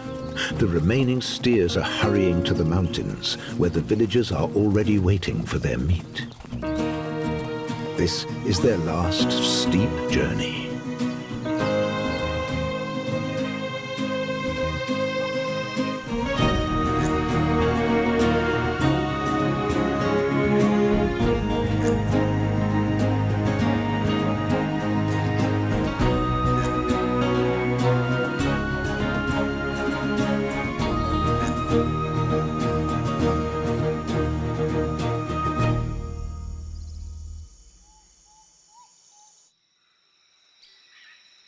The savannah isn't parched everywhere. The annual rainy season leaves behind ponds and lakes, nurseries for the animals that live on and in the water.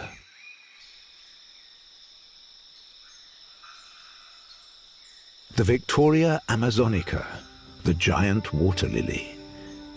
It blossoms for only 2 nights.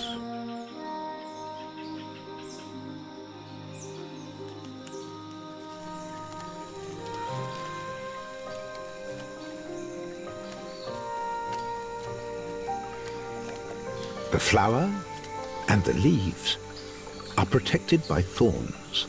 It's usually found in Amazonia. It's a rarity here, as this river system has no link to the Amazon basin.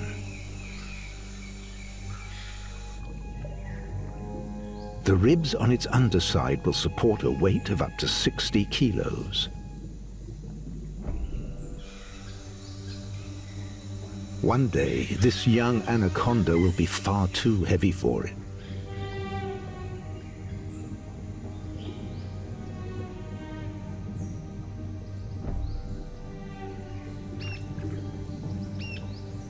The anaconda loves the water where it's most mobile, the perfect environment for it to hunt.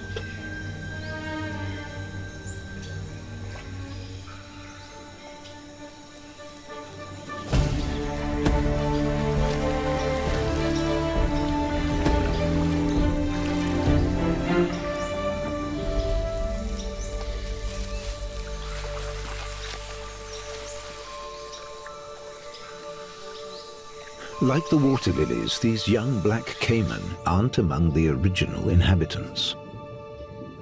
They're both here because of the rainy season.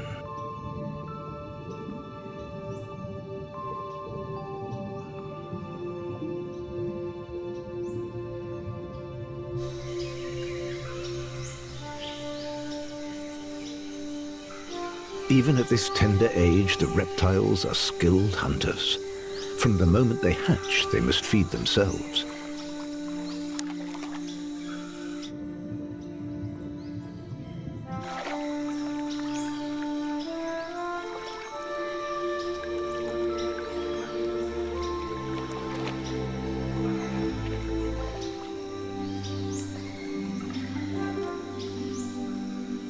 But they haven't been abandoned.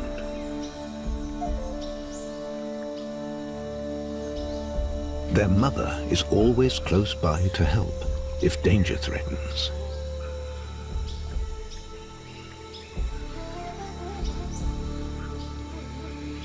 Black caiman originated in the Amazon basin. The floods of the rainy season formed a kind of bridge to bring them to Guyana. The Rio Branco river system is connected to the Amazon basin. while the Essequibo, Guyana's greatest river, flows away to the north. Geologically, the two are not connected.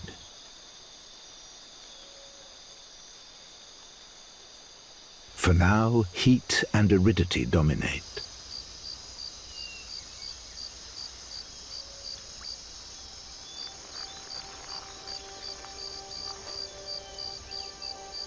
Beyond the ponds, the earth is parched. The dry season is reaching its peak.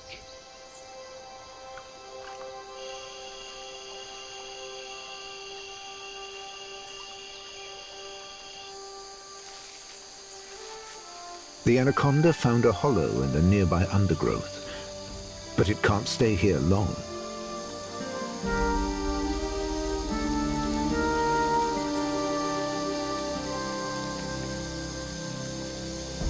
Beyond a certain size, it can only survive in the water. This is the start of a precarious, slithering trek through a steaming and scorched landscape.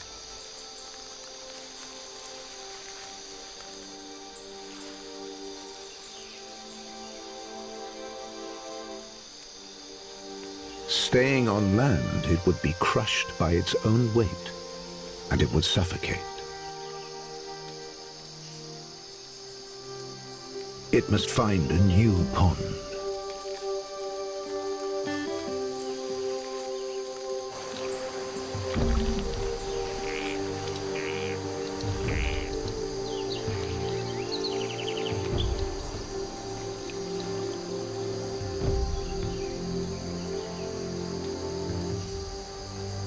Even in the shadow of the copses, the ponds are scarcely more than mud.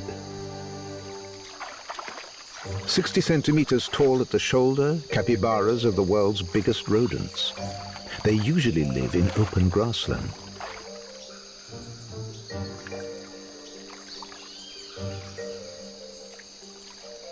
But this mud cools them and protects them from parasites.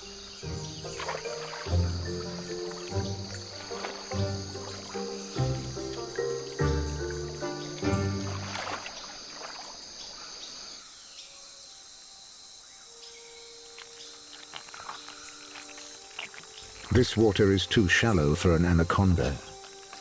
It must search on.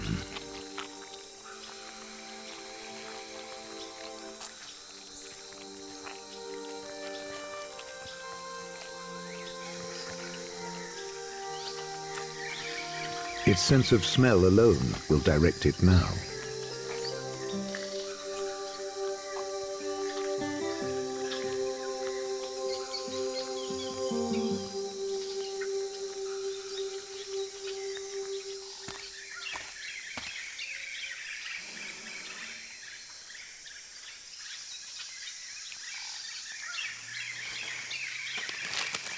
Eustace, a farmer from the next village, has come to the marshes to find the moko plant. He has a commission from the women of the village to plant a matapee, a kind of sieve. For that, he needs the stalks of the moko. They only grow in the damp hollows of the ponds. The long, flexible fibers are ideal for plaiting.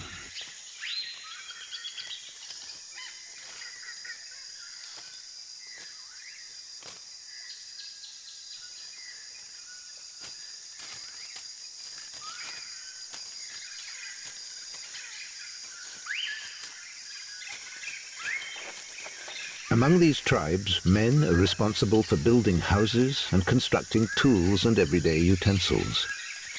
The homesteads are owned by the women, who also work in the fields and tend the animals.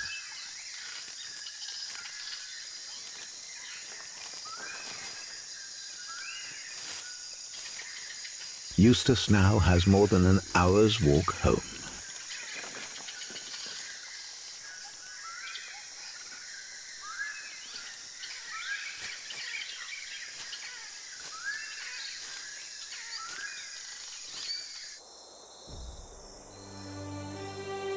Here, in these small, humid islands of trees, lives the spectacular Guyanan cock of the rock.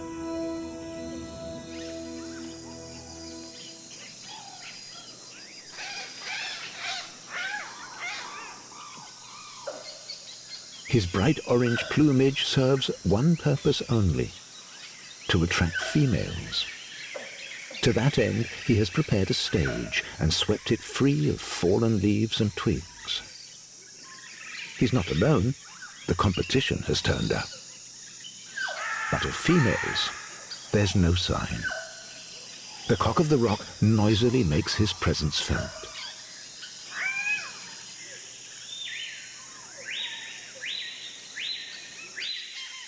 Could this be the right female? Our hero enters the stage, and the show begins.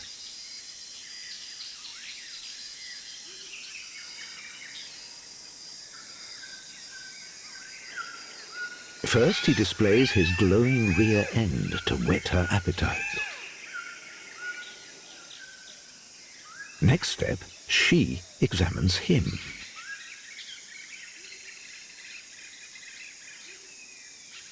He does his utmost.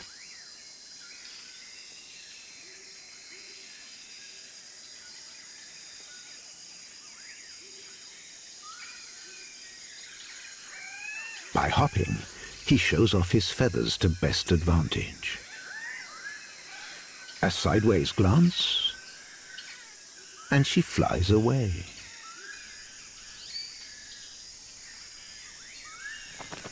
She'd rather gather palm fruits.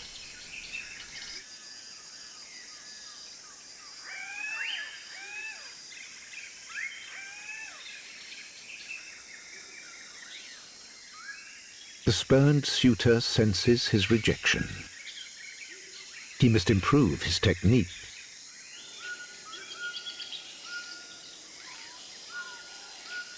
But however much he puffs himself up, nothing doing. She already has young. Her nest with its 2 chicks is squeezed into a crack in the rocks.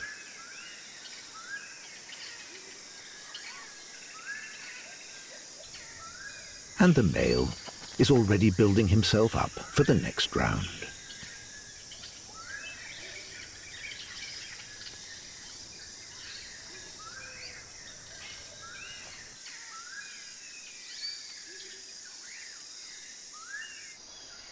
In Eustace's village, the women are harvesting cassava. This very nutritious plant is also known as manioc. Only the root is eaten. But cassava contains toxic hydrocyanic acid, cyanide. To make it edible, it must be processed.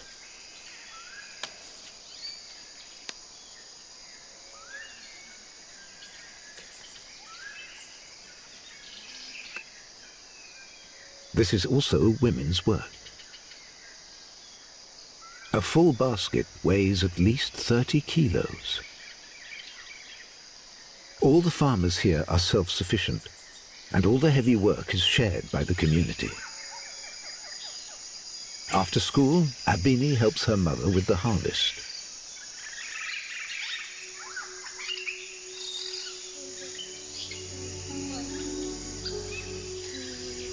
Meanwhile, Eustace starts work on the matapi. If you want to be my son-in-law, let me squeeze your ears a little bit. This one green. This one green.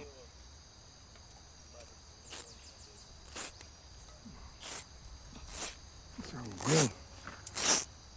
Moving. You see this one? This one blood. Sing, sing, sing. It takes several hours to make a sieve. There's no something you have to watch through, go through. This is not good. The villagers live in family smallholdings, a little way from one another.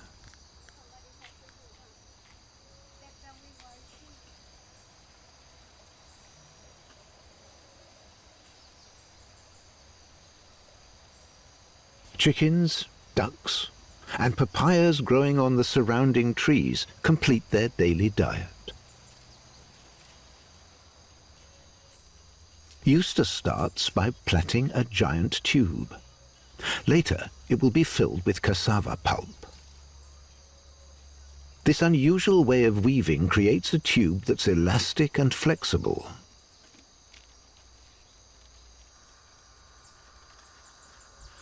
It plays a crucial part in processing the cassava root.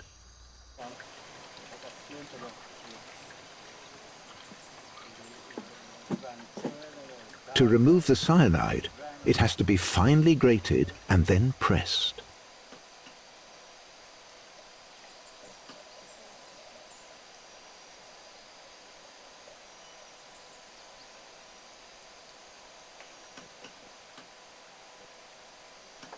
According to legend, this technique was inspired by an anaconda digesting its prey.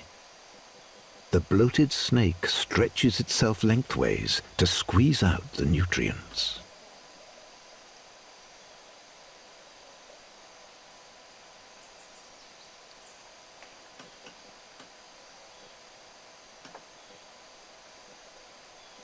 The juice has a use too, to make a spicy sauce. Or they ferment it to brew para curry, a mildly alcoholic drink. The pressed manioc is sieved and dried. This sieve too is woven out of mokomoko fibers. Like this now, come. Press it up. I still want the card. Come. See this pan? So big, cassava bread, curry, like this, you see? The pan big. This was Christmas drink, this. See? You want to try? You want to put your hand right there? Just like this, slowly. You see, and then you want back like this. See? And the heat now evaporates the deadly cyanide. The result is flatbreads that will stay good for weeks. Apart from her house, every woman owns an open kitchen. It keeps the heat of cooking bearable and lessens the risk of fires.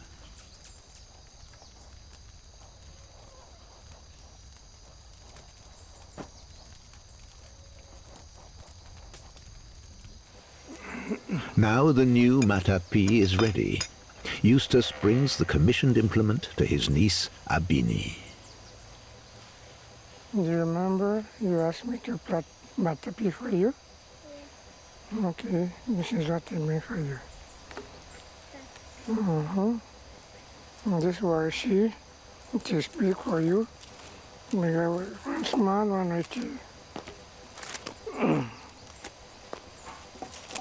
This one here can fit you to turn cassava bread over. This one you could use it to fan your fire. Alright? Cassava bread. This one you could use it to fan fire.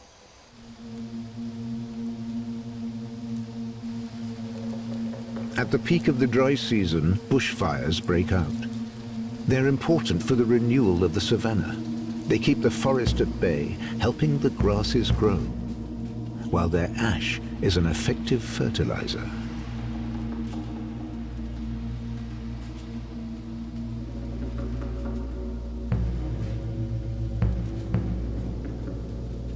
In its search for water, the anaconda has reached a dead end.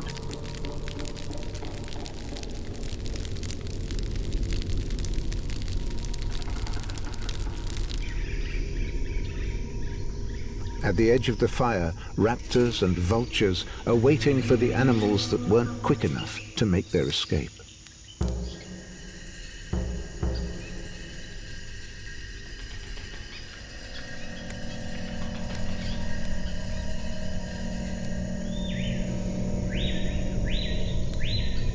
Savannah hawks arrive from every which way.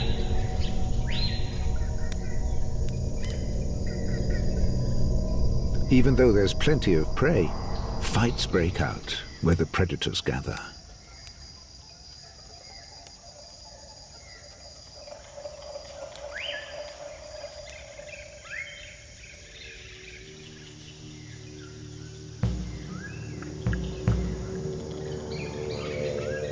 But in the end, there'll be enough for everyone.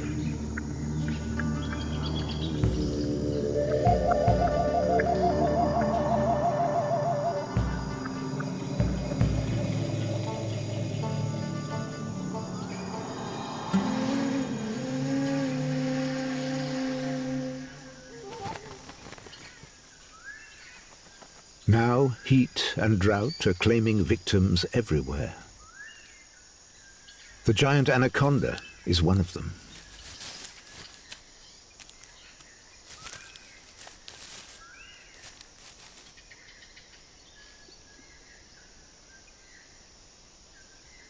The colourful king vulture has first dibs.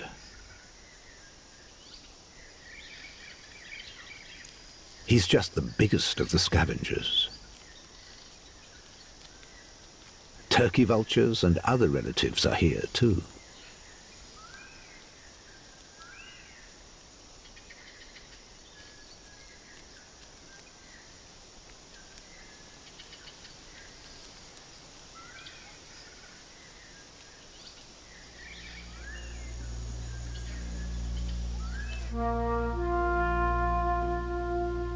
By March and April, even the biggest ponds have dried to mudholes.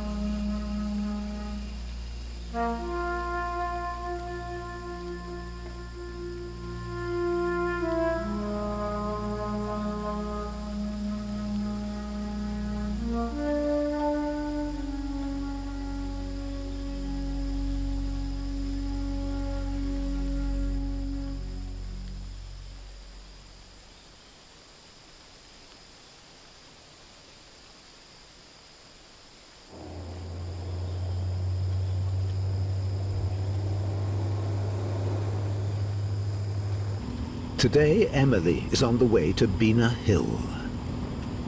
She has an appointment at the local radio station.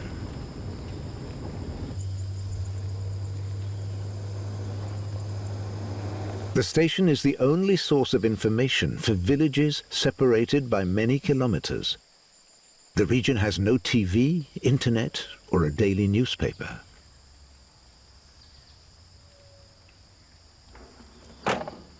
As headmistress of a local school, Emily is one of many volunteers who produce the radio programs.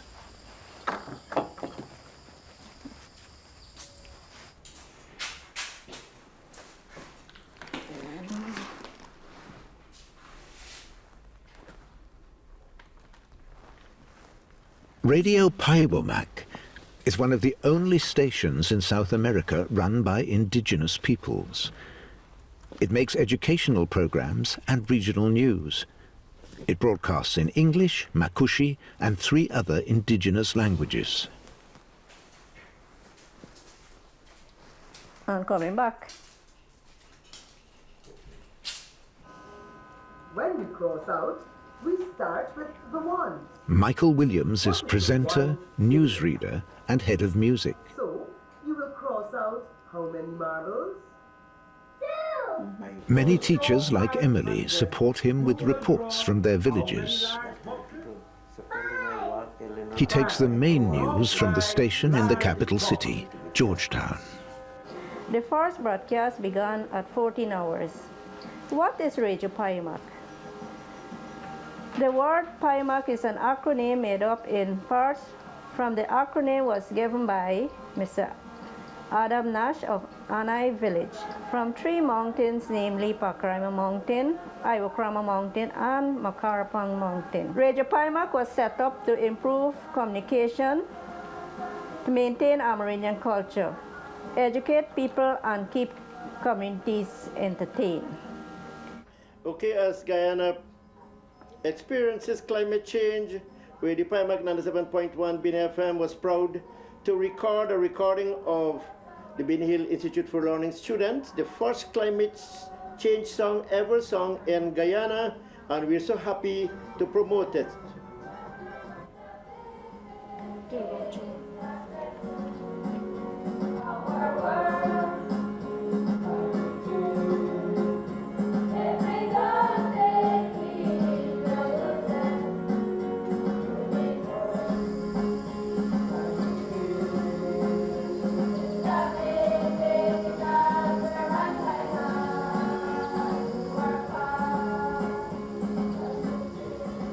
And at last,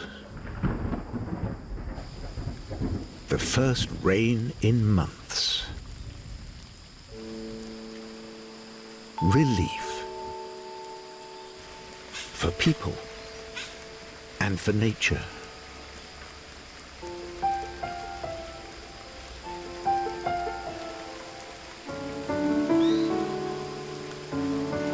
The capybara emerge from the shadow of the undergrowth and return to their grazing lands.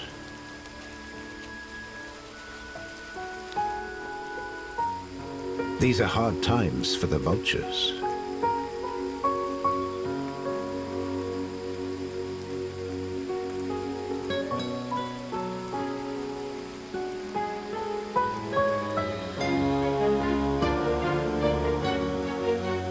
Where the fires were, the first shoots appear. The savannah is turning back into grassland.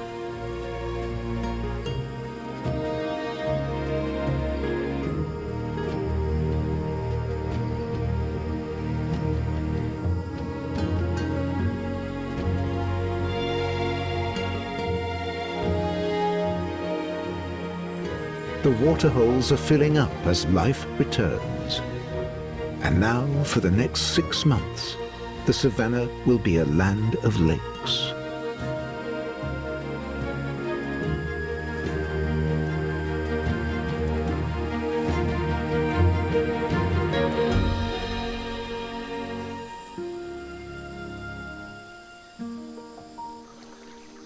Water hyacinths soon cover great parts of the surface.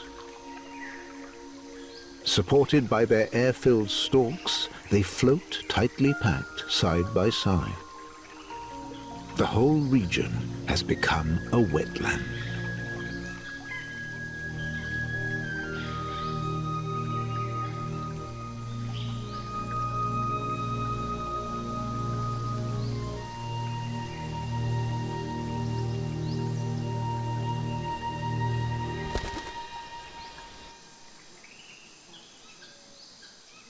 The capybaras cross the open grassland.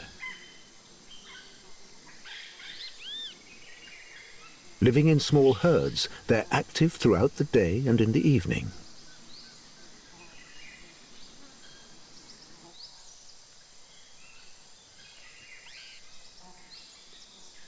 They spend lots of their time at the waterholes.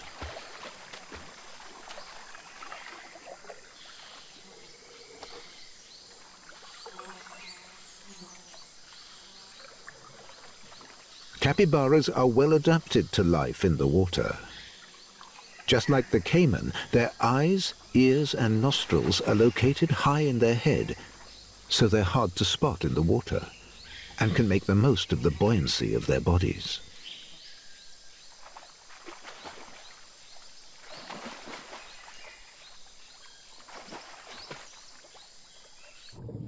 Their webbed toes make them quick and agile swimmers.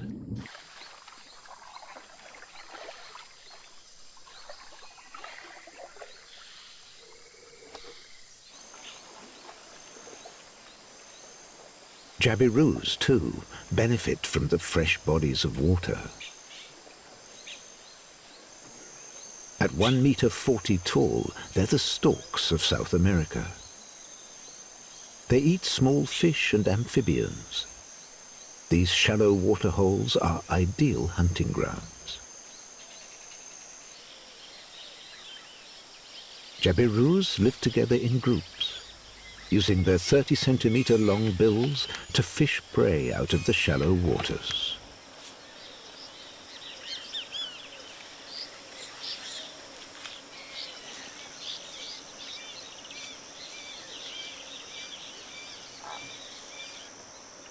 Males and females differ in size and eye color.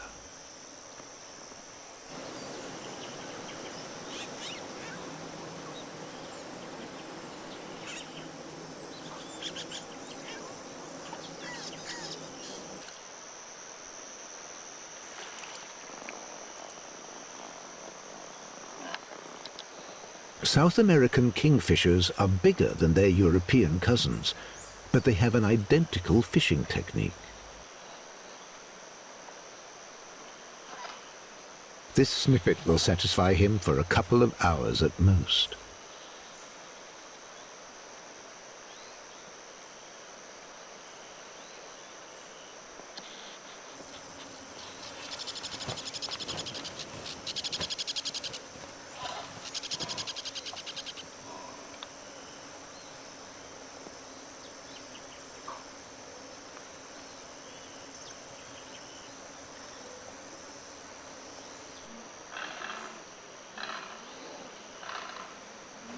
The cattle use the waters to wash the dust off their hooves.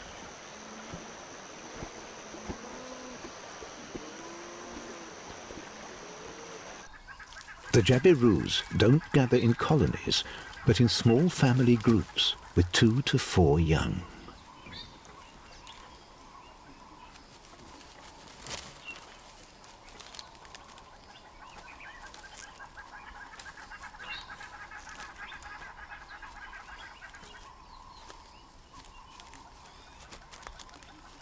Their wingspan can reach 2.5 meters.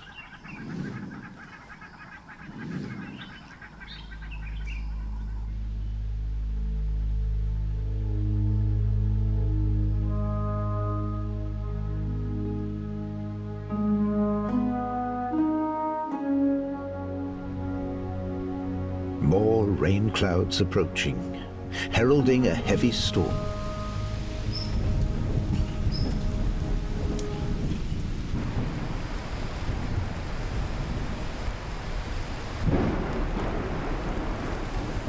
Now the rain won't stop for days.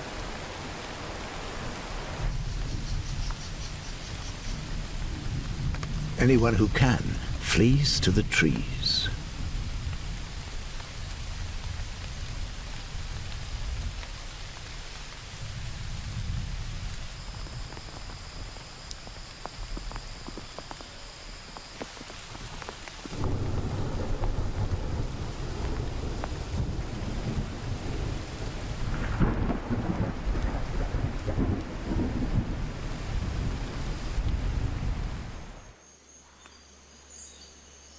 Soon the savannah is a single great lake.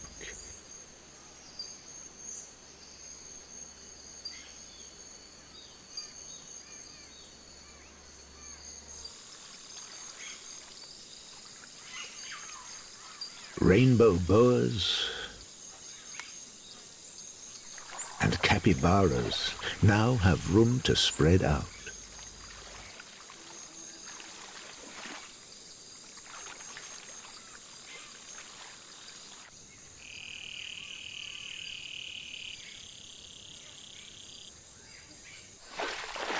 Tapirs love to swim.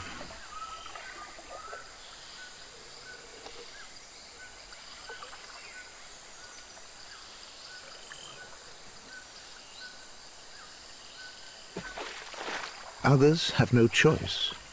The anteater is looking for higher ground.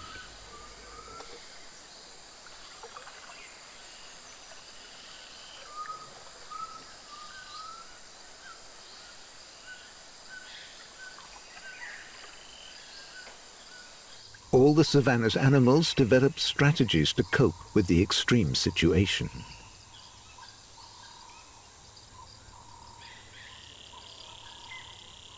But the flood still claims its victims. The effort of swimming was too much for this tamandua.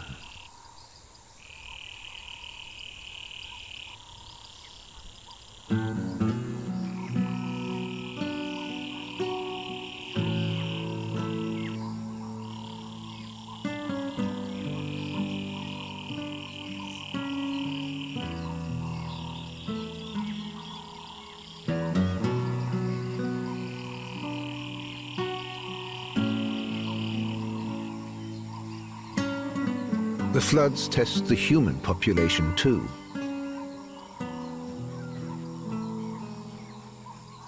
Tearing away bridges and destroying roads.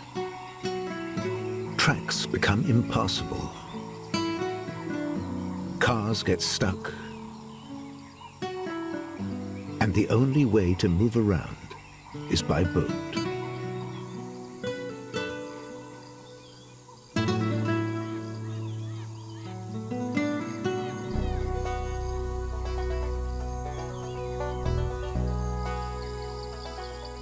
In the village, the women try to save saturated cassava plants.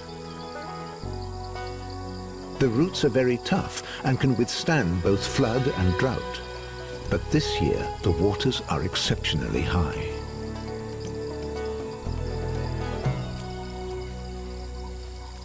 As fast as possible, they dig a new field and replant the cassava.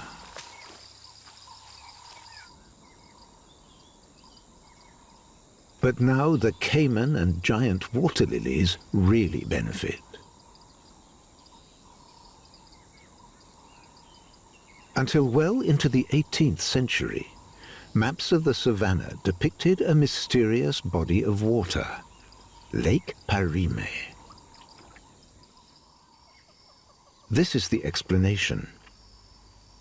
When the floods are high enough, the waters create a bridge between the Essequibo and the Amazon. Two great river systems are briefly linked.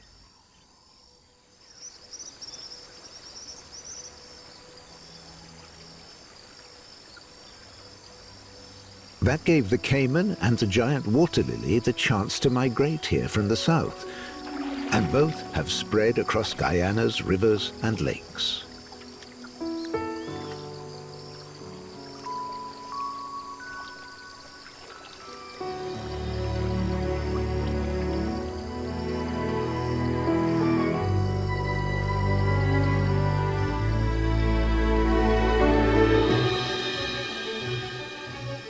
Lake Parime was always believed to be the figment of a cartographer's imagination.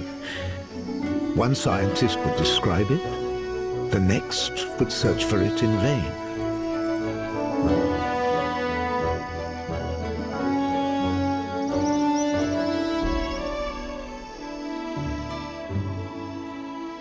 But the truth is this: Lake Parime comes and goes with the seasons. Only those who arrive in the rainy season will get to witness its miracle.